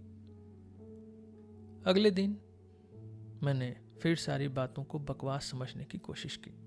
ये सब मेरे दिमाग की ज़रूरत से ज़्यादा सोचने की आदत की वजह से था। मुझे हमेशा लगता था कि मैं हर चीज़ को बढ़ा चढ़ा कर सोचता हूँ, और कभी कभी ये सोचकर मुझे डर भी लगता था। मैं हर चीज़ को बढ़ा देता हूँ, यही मेरी सबसे बड़ी गलती है। मैं हर घंटे खुद से यही कहता रहता हूँ कि, लेकिन फिर भी हर बार यही सोचकर मेरी सारी बातें ख़त्म हो जाती। फिर भी लीजा शायद आएगी, वो ज़रूर आएगी। अगर आज नहीं तो कल वो मुझे ढूंढ ही लेगी। इन मासूम दिलों की ये बेवकूफ़ी भरी भावुकता, ओह कितनी गंदी, कितनी बेवकूफ़ी भरी, कितनी मूर्खतापूर्ण सोच है इन दुखी भावुक आत्माओं की। क्यों नहीं समझती, आखिर क्यों नहीं समझती। लेकिन यहीं पर मैं अचानक रुक गया और एक अजीब सी शर्मिंदगी ने मुझे घेर लिया।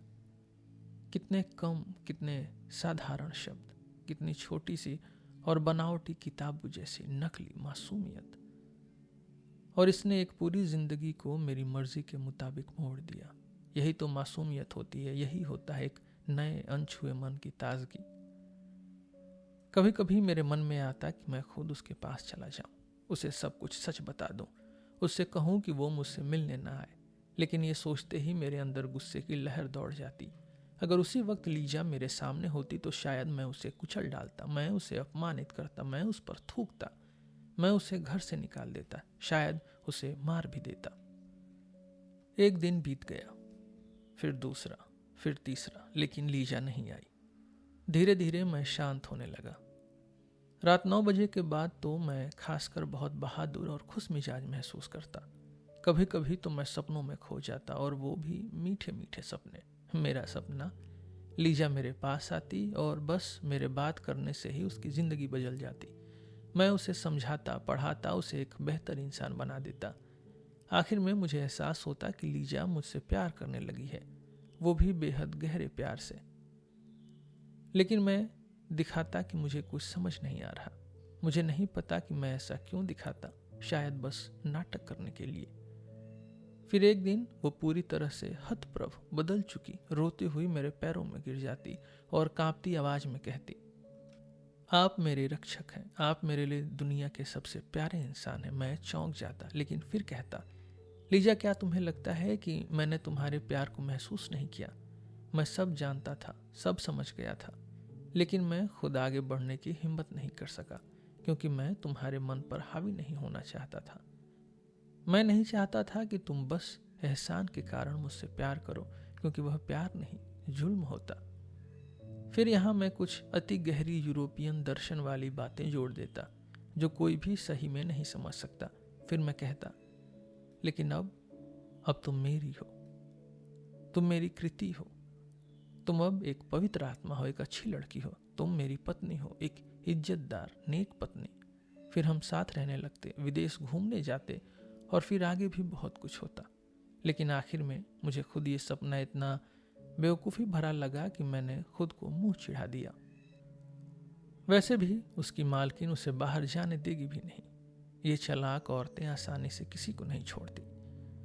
मुझे न जाने क्यों लग रहा था कि अगर लीजा आएगी तो वो ठीक शाम 7 बजे आएगी।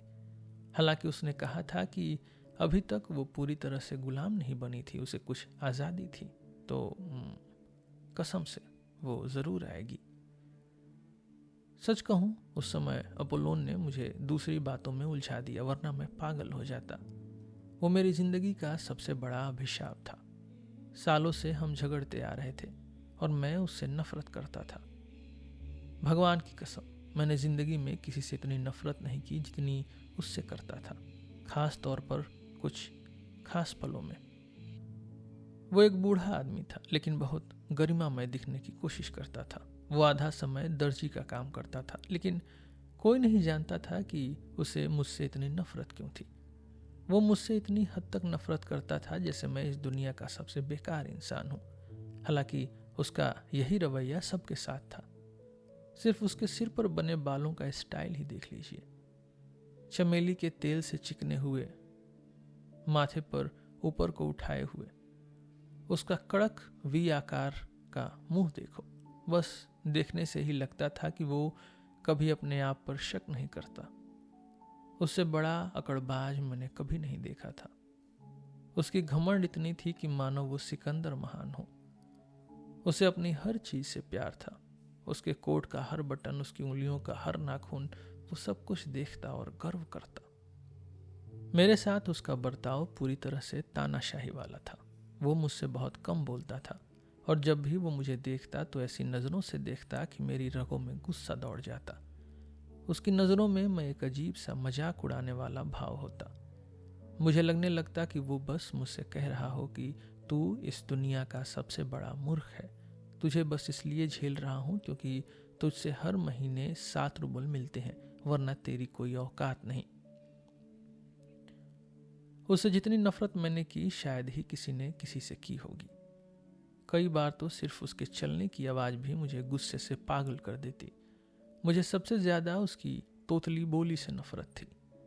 उसकी ज़ुबान शायद थोड़ी लंबी थी या फिर कुछ और गड़बड़ थी, इसलिए वो हमेशा शब्दों को तोतला कर बोलता था और उसे इस बात पर गर्व भी था, मानो ये उसकी शान बढ़ाता हो।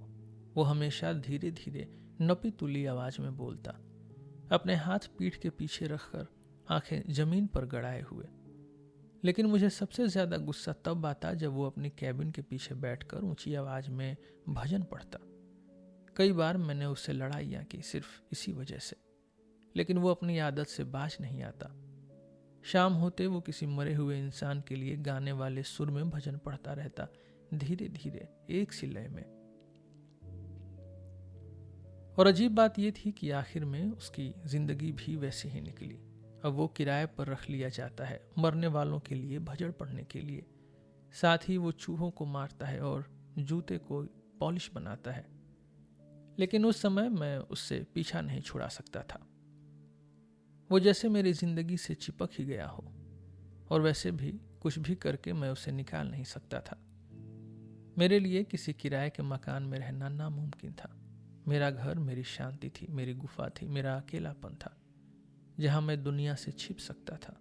और न जाने क्यों अपोलोन भी उसी घर का हिस्सा लगने लगा।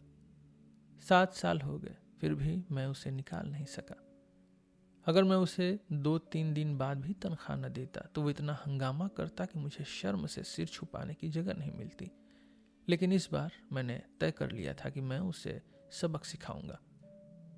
मैंने सोचा इस बार मैं उसे 2 हफ्तों तक तनख्वाह नहीं दूंगा। मैं उसे दिखाना चाहता था कि अगर मैं चाहूं तो उसकी मजूरी रोक सकता हूं। मैंने तय किया था कि मैं इस बारे में कुछ नहीं कहूंगा, बस उसकी अकड़ तोड़ने के लिए इंतजार करूंगा कि वो खुद आकर पैसे मांगे। फिर मैं अलमारी से 7 रुपये निकालूंगा, उसे दिखाऊंगा कि मेरे पास पैसे हैं, लेकिन दूंगा नहीं। बस इसलिए नहीं दूंगा क्योंकि मैं देना नहीं चाहता, क्योंकि मैं मालिक हूं और ये मेरा फैसला होगा।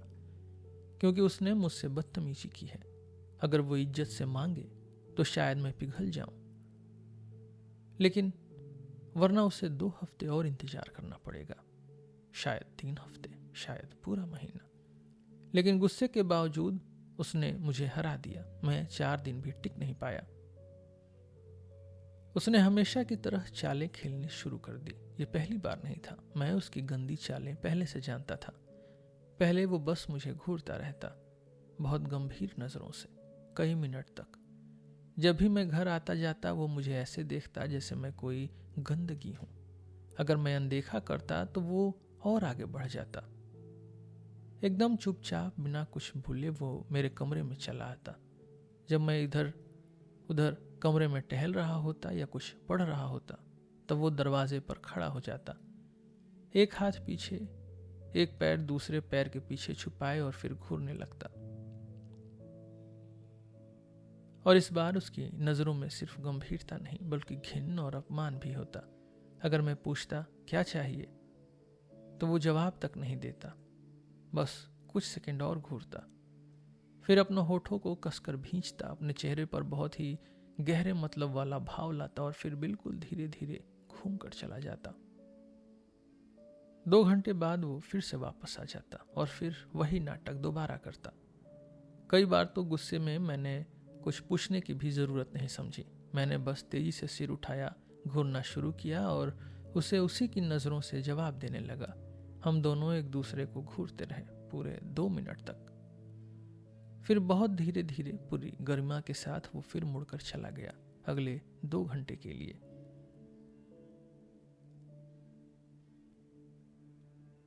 अगर मैं अपनी जिद पर अड़ा रहता तो वो एक और हथकंडा अपनाता। वो गहरी लंबी सांसें भरता जैसे मुझे मेरी ही नैतिक गिरावट का एहसास करा रहा हो और आखिर में वो जीत जाता।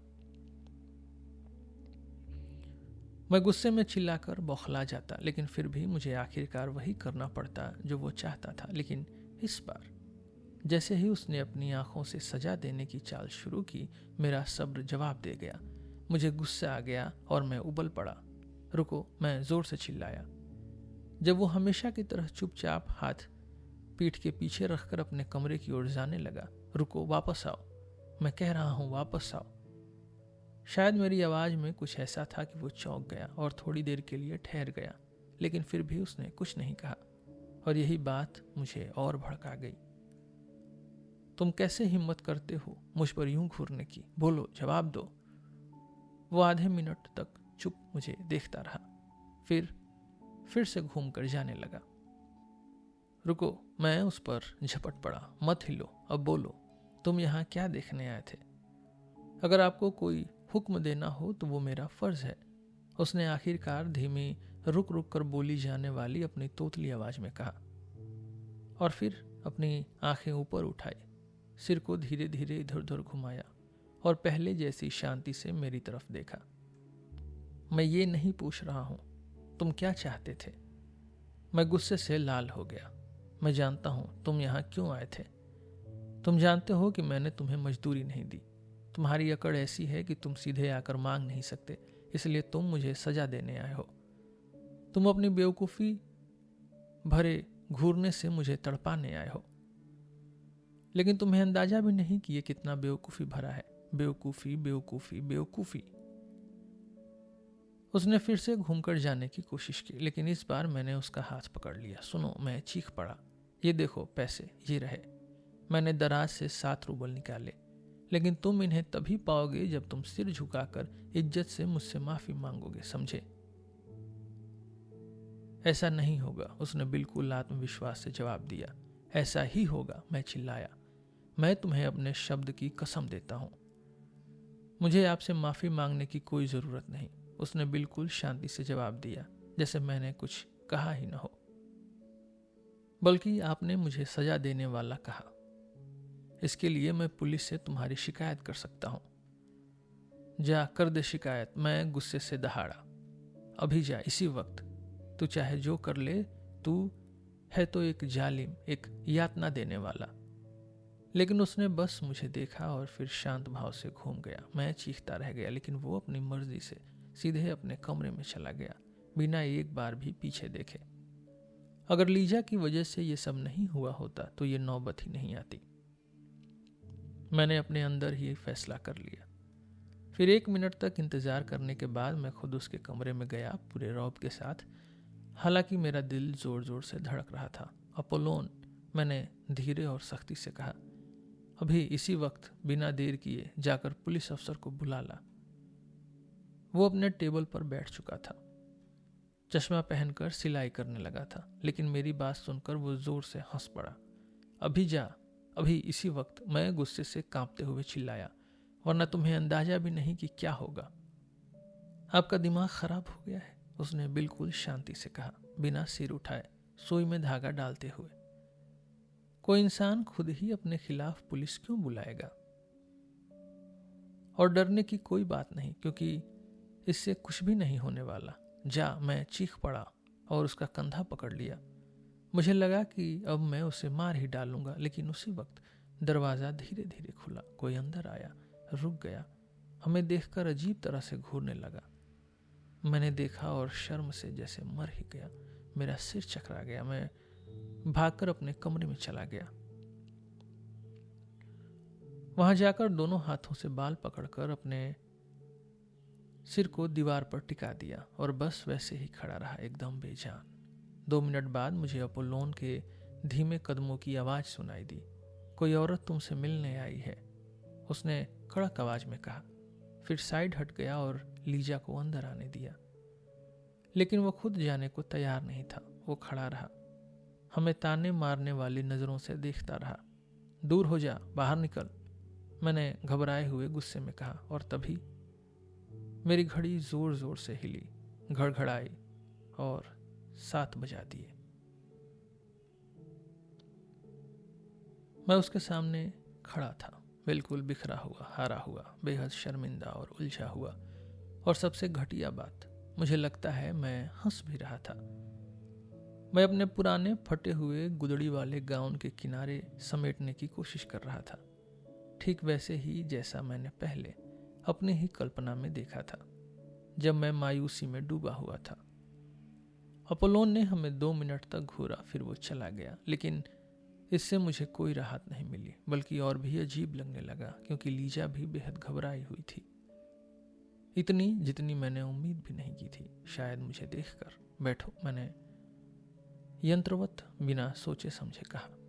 एक कुर्सी खींचकर मेज के पास कर दी, फिर खुद सोफे पर बैठ गया। वो भी बिना किसी हिचक के बैठ गई, आंखें बड़ी बड़ी किए हुए, मुझसे किसी बात की उम्मीद करते हुए। उसकी ये मायूस उम्मीद मुझे गुस्से से भर रही थी, लेकिन मैंने खुद को रोका। उसे चाहिए था कि वो इस स्थिति को नज़रअंदाज करे, जैसे सब कुछ सामान्य हो, लेकिन नहीं। और मुझे एहसास हो गया कि इस सब की सज़ा मैं उसे ज़रूर दूंगा। तुमने मुझे एक अजीब हालत में पाया है लीजा, मैंने हकलाते हुए कहा, और मुझे तुरंत महसूस हुआ कि यह शुरू करने का सबसे गलत तरीका था।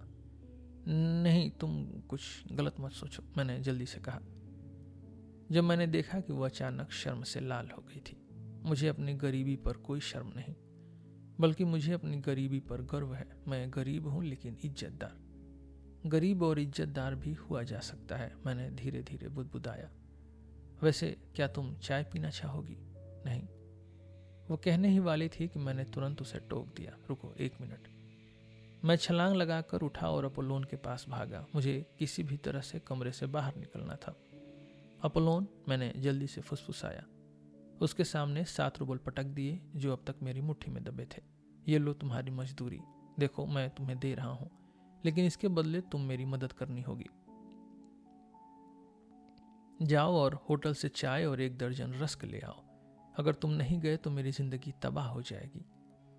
तुम समझ नहीं रहे कि ये लड़की कौन है, ये सब कुछ है। तुम कुछ गलत मत सोचो, तुम्हें अंदाजा भी नहीं कि वो लड़की क्या है। अपोलोन, जो पहले ही अपने काम में जुट चुका था, चश्मा पहनकर सुई में धागा डाल रहा था। उसने झांककर पैसे की तरफ देखा, लेकिन कुछ कहा नहीं।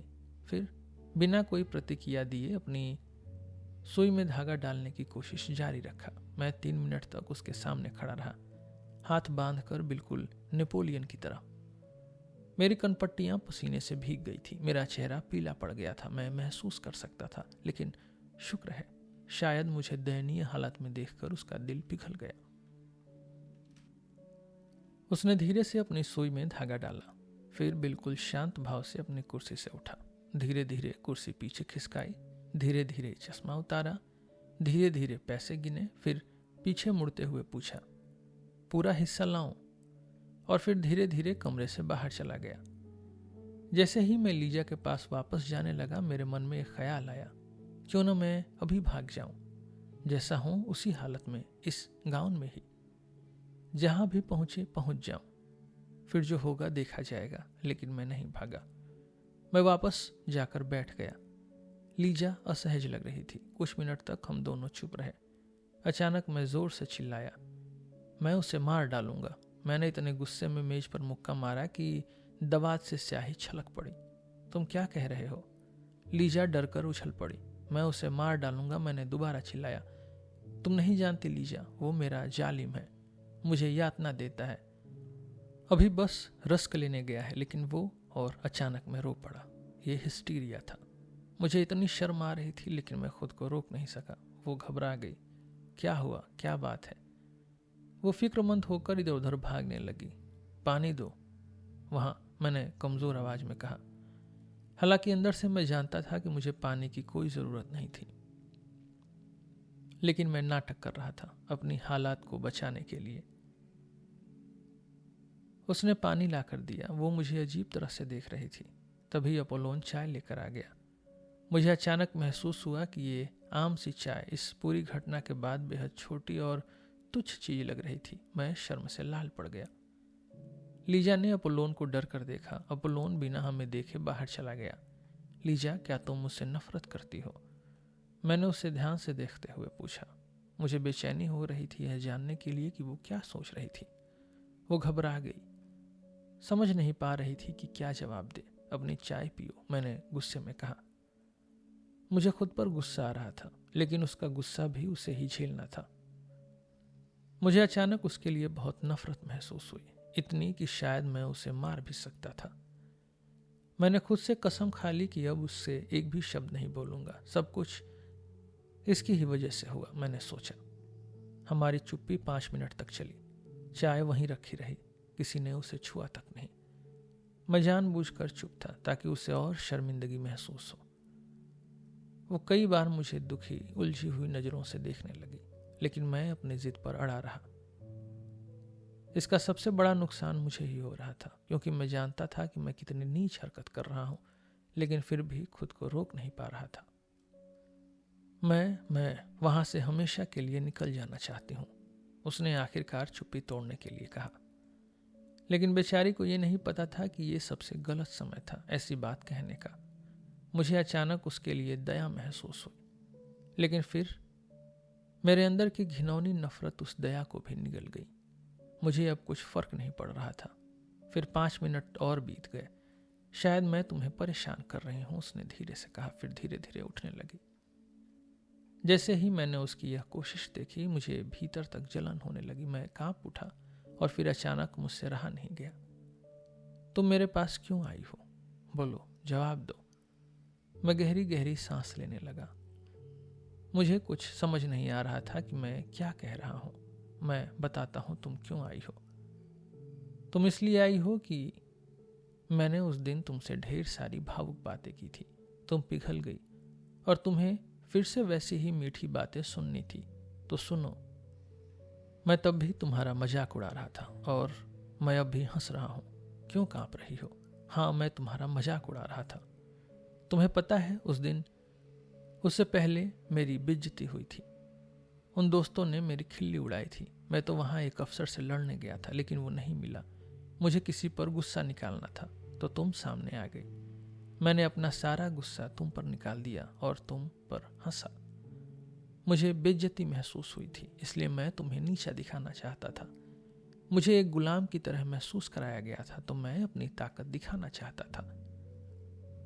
और तुमने सोचा कि मैं तुम्हें बचाने आया था। यही सोचा था। मुझे पता था कि शायद वो सब कुछ ठीक से समझ न पाए, लेकिन इतना तो जरूर समझ जाएगी कि उसकी भावनाओं के साथ खेला गया, और यही हुआ। उसका चेहरा सफेद पड़ गया, जैसे किसी ने उसकी आत्मा चूस ली हो। उसने कुछ कहने की कोशिश की, लेकिन उसके होठ हिले भी नहीं। फिर वो धीरे धीरे कुर्सी पर गिर पड़ी, मानो किसी ने कुल्हाड़ी मार दी हो। अब वो बस मुंह खुला रखकर डरी हुई आंखों से मुझे देख रही थी। वो कांप रही थी। मेरी बातें इतनी बेरहम थी, इतनी क्रूर थी कि वो कुछ भी बोलने लायक नहीं बची थी। तुम्हें बचाऊं? मैं चिल्लाया, कुर्सी से कूदकर खड़ा हुआ और कमरे में इधर उधर तेजी से चलने लगा।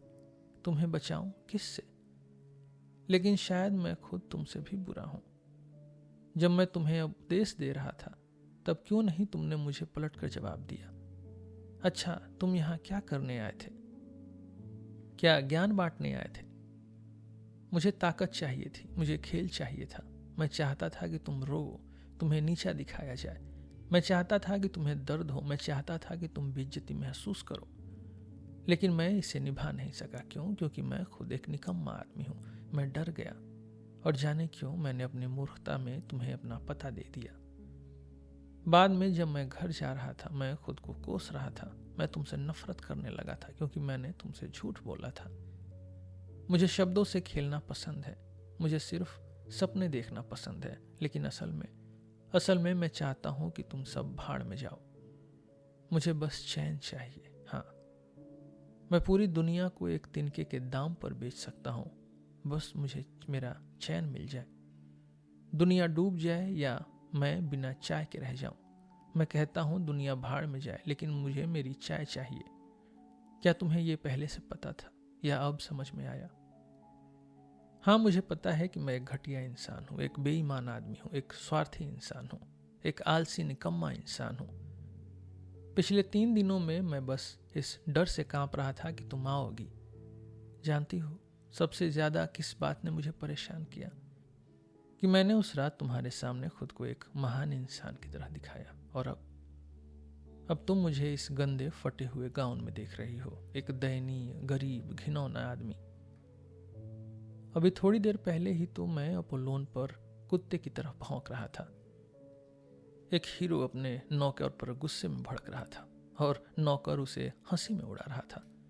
मैं तुम्हें कभी माफ नहीं करूंगा क्योंकि तुमने मुझे इस हालत में देख लिया। मैं तुम्हें कभी माफ नहीं करूंगा क्योंकि मैंने तुम्हारे सामने आंसू बहाए जैसे कोई बेचारी शर्मिंदा औरत। मैं तुम्हें कभी माफ नहीं करूंगा क्योंकि मैं अभी तुमसे ये सब कबूल कर रहा हूं, और तुम्हें इन सब का हिसाब देना होगा। क्योंकि तुम यहां आई ही क्यों? क्योंकि मैं खुद एक घटिया इंसान हूं, क्योंकि मैं दुनिया का सबसे नीच, सबसे मूर्ख, सबसे जलनखोर इंसान हूं। और क्या फर्क पड़ता है अगर तुम मेरी कोई बात समझ भी नहीं रही? मुझे तुम्हारी परवाह ही क्यों है?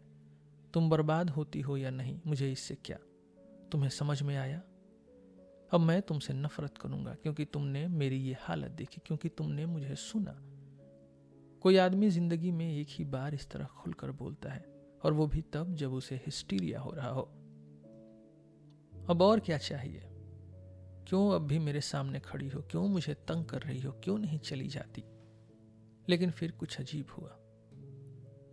मुझे किताबों में पढ़ी हुई दुनिया की आदत थी। मैं हमेशा अपने सपनों से पहले ही सब कुछ तय कर लेता था। लेकिन ये तो मैंने कभी सोचा ही नहीं था। लीजा, जिसे मैंने बुरी तरह अपमानित किया था, जिसका दिल मैंने तोड़ दिया था, उसने मुझसे कहीं ज्यादा समझ लिया था। उसने वो समझ लिया जो एक सच्चे प्यार करने वाली औरत सबसे पहले समझती है, कि मैं खुद भी बहुत दुखी हूं। लीजा का चेहरा बदल गया। पहले डर और चोट खाए हुए चेहरे पर दुख और उलझन आई। जब मैंने खुद को एक नीच, घटिया इंसान कहा, जब मेरे आंसू बहने लगे, मेरी पूरी चीख पुकार आंसुओं से भरी थी, तो उसका चेहरा दर्द से सिकुड़ने लगा। वो उठने वाली थी, मुझे रोकने वाली थी। लेकिन जब मैंने चिल्लाकर कहा, तुम यहाँ क्यों हो, तुम क्यों नहीं जाती, तो उसने मेरी बातों का जवाब देना भी जरूरी नहीं समझा। उसे बस एक ही बात समझ में आए कि मुझे ये सब बोलना बहुत दर्दनाक लग रहा था। बेचारी खुद इतनी टूटी हुई थी, उसे तो लगता था कि वो मुझसे बहुत नीचे है। फिर वो कैसे गुस्सा कर सकती थी, कैसे मुझसे नफरत कर सकती थी? वो अचानक कुर्सी से उठी जैसे कोई उसे खींच रहा हो। उसके हाथ मेरी तरफ बढ़े, लेकिन वो डरी हुई थी, कदम बढ़ाने की हिम्मत नहीं कर पा रही थी। तभी मेरे दिल में कुछ बदल गया और फिर वो मेरी तरफ भागी। उसने मुझे कसकर गले लगा लिया और जोर जोर से रो पड़ी। मुझे भी अब रोकना मुश्किल था। मैं भी वैसा ही रोया जैसे पहले कभी नहीं रोया था। मुझे कोई अच्छा बनने नहीं देगा, मैं अच्छा नहीं बन सकता, मैंने टूटे शब्दों में कहा। फिर सोफे पर गिर पड़ा, अपना चेहरा उसमें छुपा लिया और 15 मिनट तक लगातार रोता रहा। लीजा पास आकर बैठ गई। उसने मुझे हल्के से अपने बाहों में लिया और चुपचाप वैसे ही बैठी रही। लेकिन एक समस्या ये थी कि यह रोना हमेशा नहीं चल सकता था। और फिर कुछ घिनौना हुआ। मेरा सिर अब भी सोफे में धंसा हुआ था, लेकिन धीरे धीरे मेरे दिमाग में एक अजीब सी बेचैनी उठने लगी। मुझे महसूस हुआ कि अब सिर उठाना मुश्किल हो रहा है। लीजा की आंखों में सीधा देखने की हिम्मत नहीं हो रही थी। मैं शर्मिंदा था, पर क्यों मुझे नहीं पता। फिर एक और घिनौना ख्याल आया। अब हम दोनों की जगहें बदल चुकी थी। अब वो नायिका थी और मैं वही टूटा हुआ, बिखरा हुआ इंसान बन गया था, जिस तरह 4 दिन पहले वो मेरे सामने थी। हे भगवान, कहीं मैं उससे जलन तो नहीं कर रहा था। आज तक मुझे जवाब नहीं मिला। लेकिन मैं एक बात जानता हूं, मुझे हमेशा किसी पर हुक्म चलाने की, किसी को दबाने की जरूरत होती है। मुझे हमेशा किसी पर राज करना होता है, पर क्यों, इसका कोई तर्क नहीं, बस ऐसा ही है। लेकिन मैंने खुद को काबू में किया। मैंने अपना सिर उठाया। आखिरकार मुझे उठना ही था। और तभी मुझे अपने अंदर एक और अजीब एहसास हुआ। मैं उससे शर्मिंदा था, लेकिन इसी शर्मिंदगी से एक और भावना पैदा हुई। मुझे इस पर हक चाहिए, ये मेरी होनी चाहिए। मेरी आंखों में एक चमक आ गई।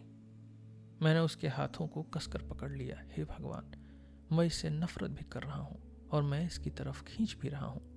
दोनों भावनाएं इतनी तेज थी, मानो किसी बदले की आग में जल रही हों।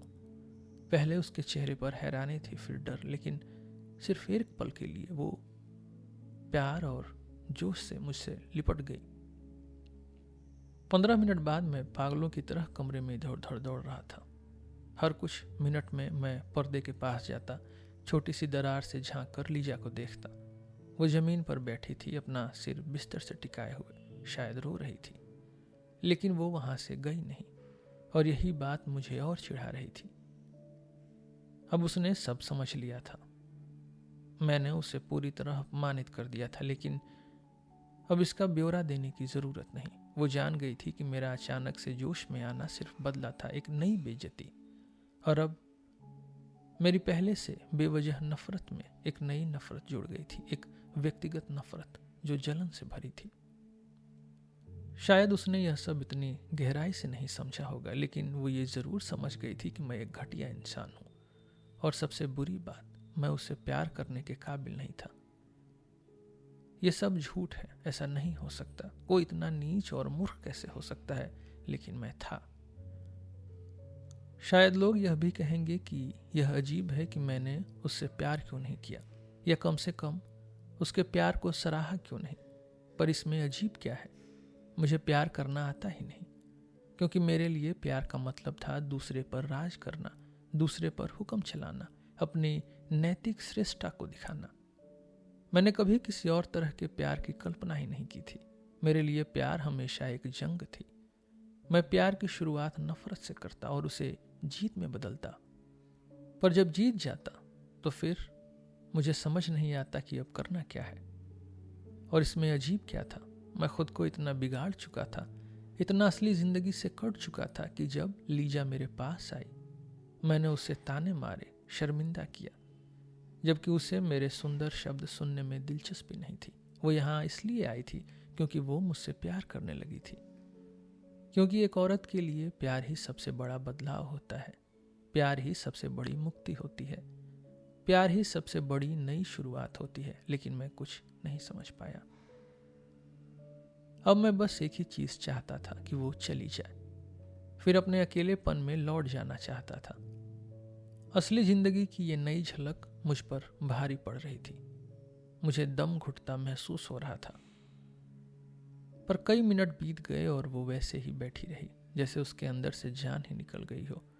मेरी बेशर्मी देखो। मैंने हल्के से पर्दे पर थपथपाया, जैसे उसे याद दिला रहा हूं कि अब जाओ। वो चौंक गई, फिर झट से उठी, जल्दी जल्दी अपना रुमाल, टोपी, कोट ढूंढने लगी, जैसे मुझसे भाग रही हो। 2 मिनट बाद वो पर्दे के पीछे से बाहर आई। उसकी आंखें भारी थी।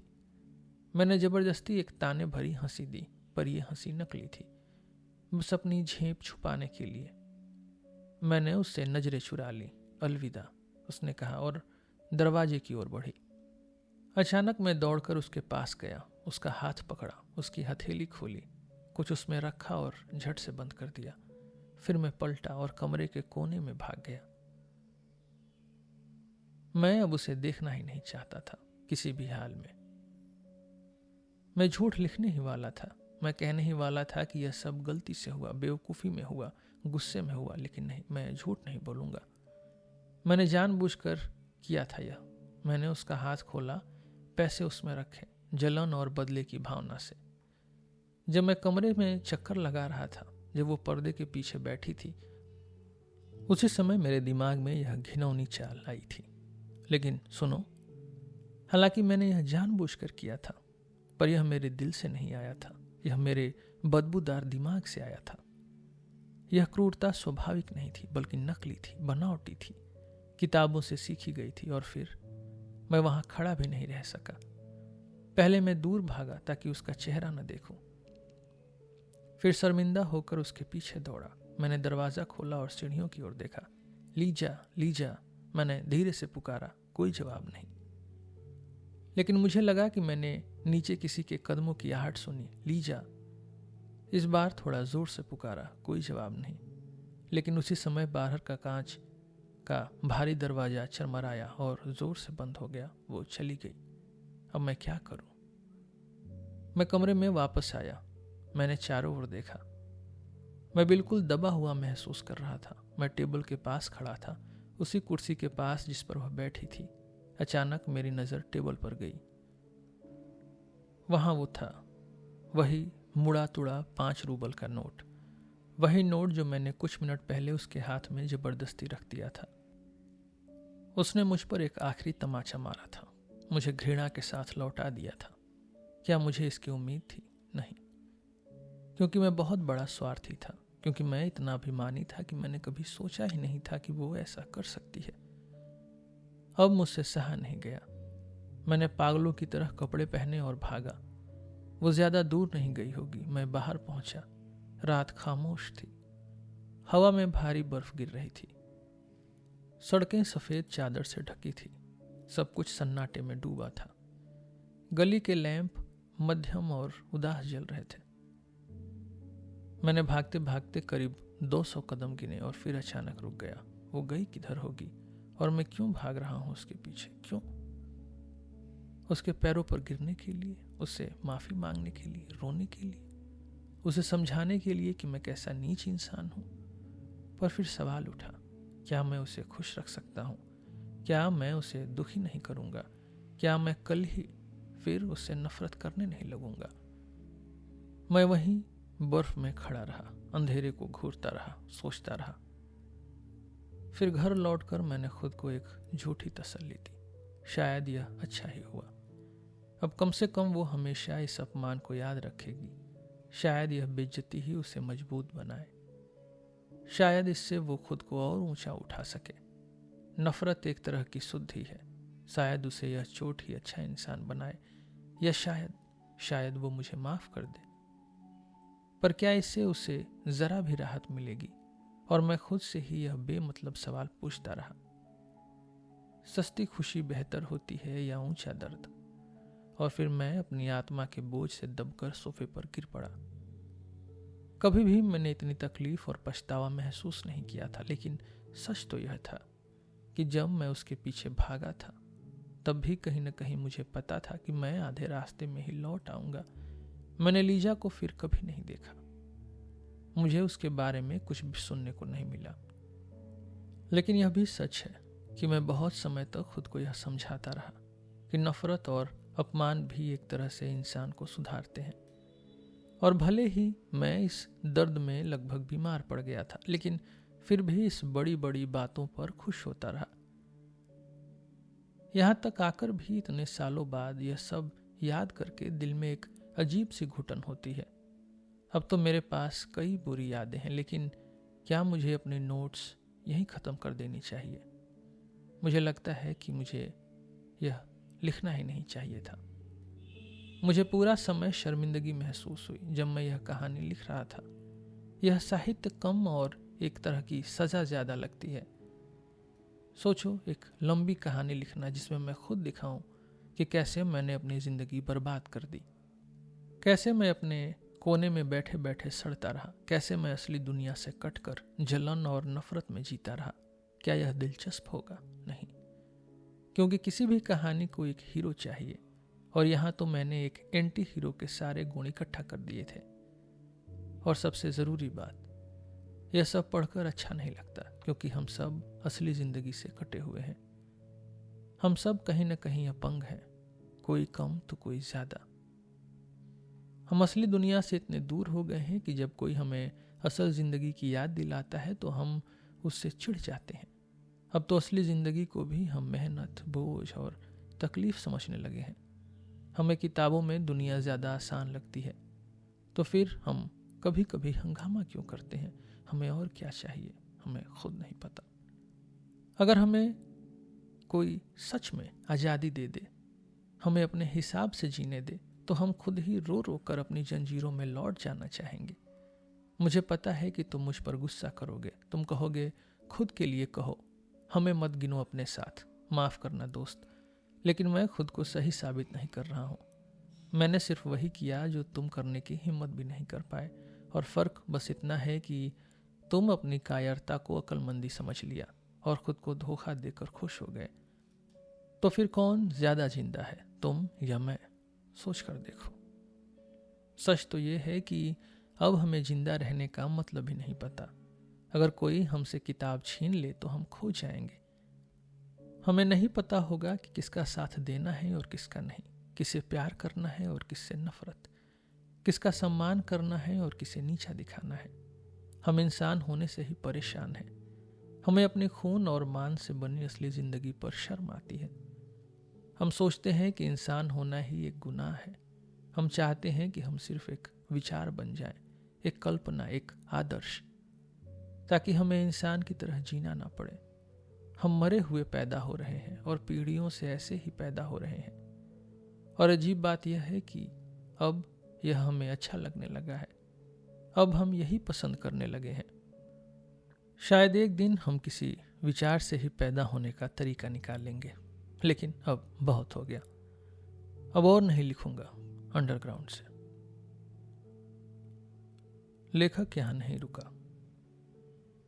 इस विरोधाभासी व्यक्ति की नोट्स यहाँ खत्म नहीं होती। वह लिखता रहा, पर हमें लगता है कि यहीं रुक जाना बेहतर होगा।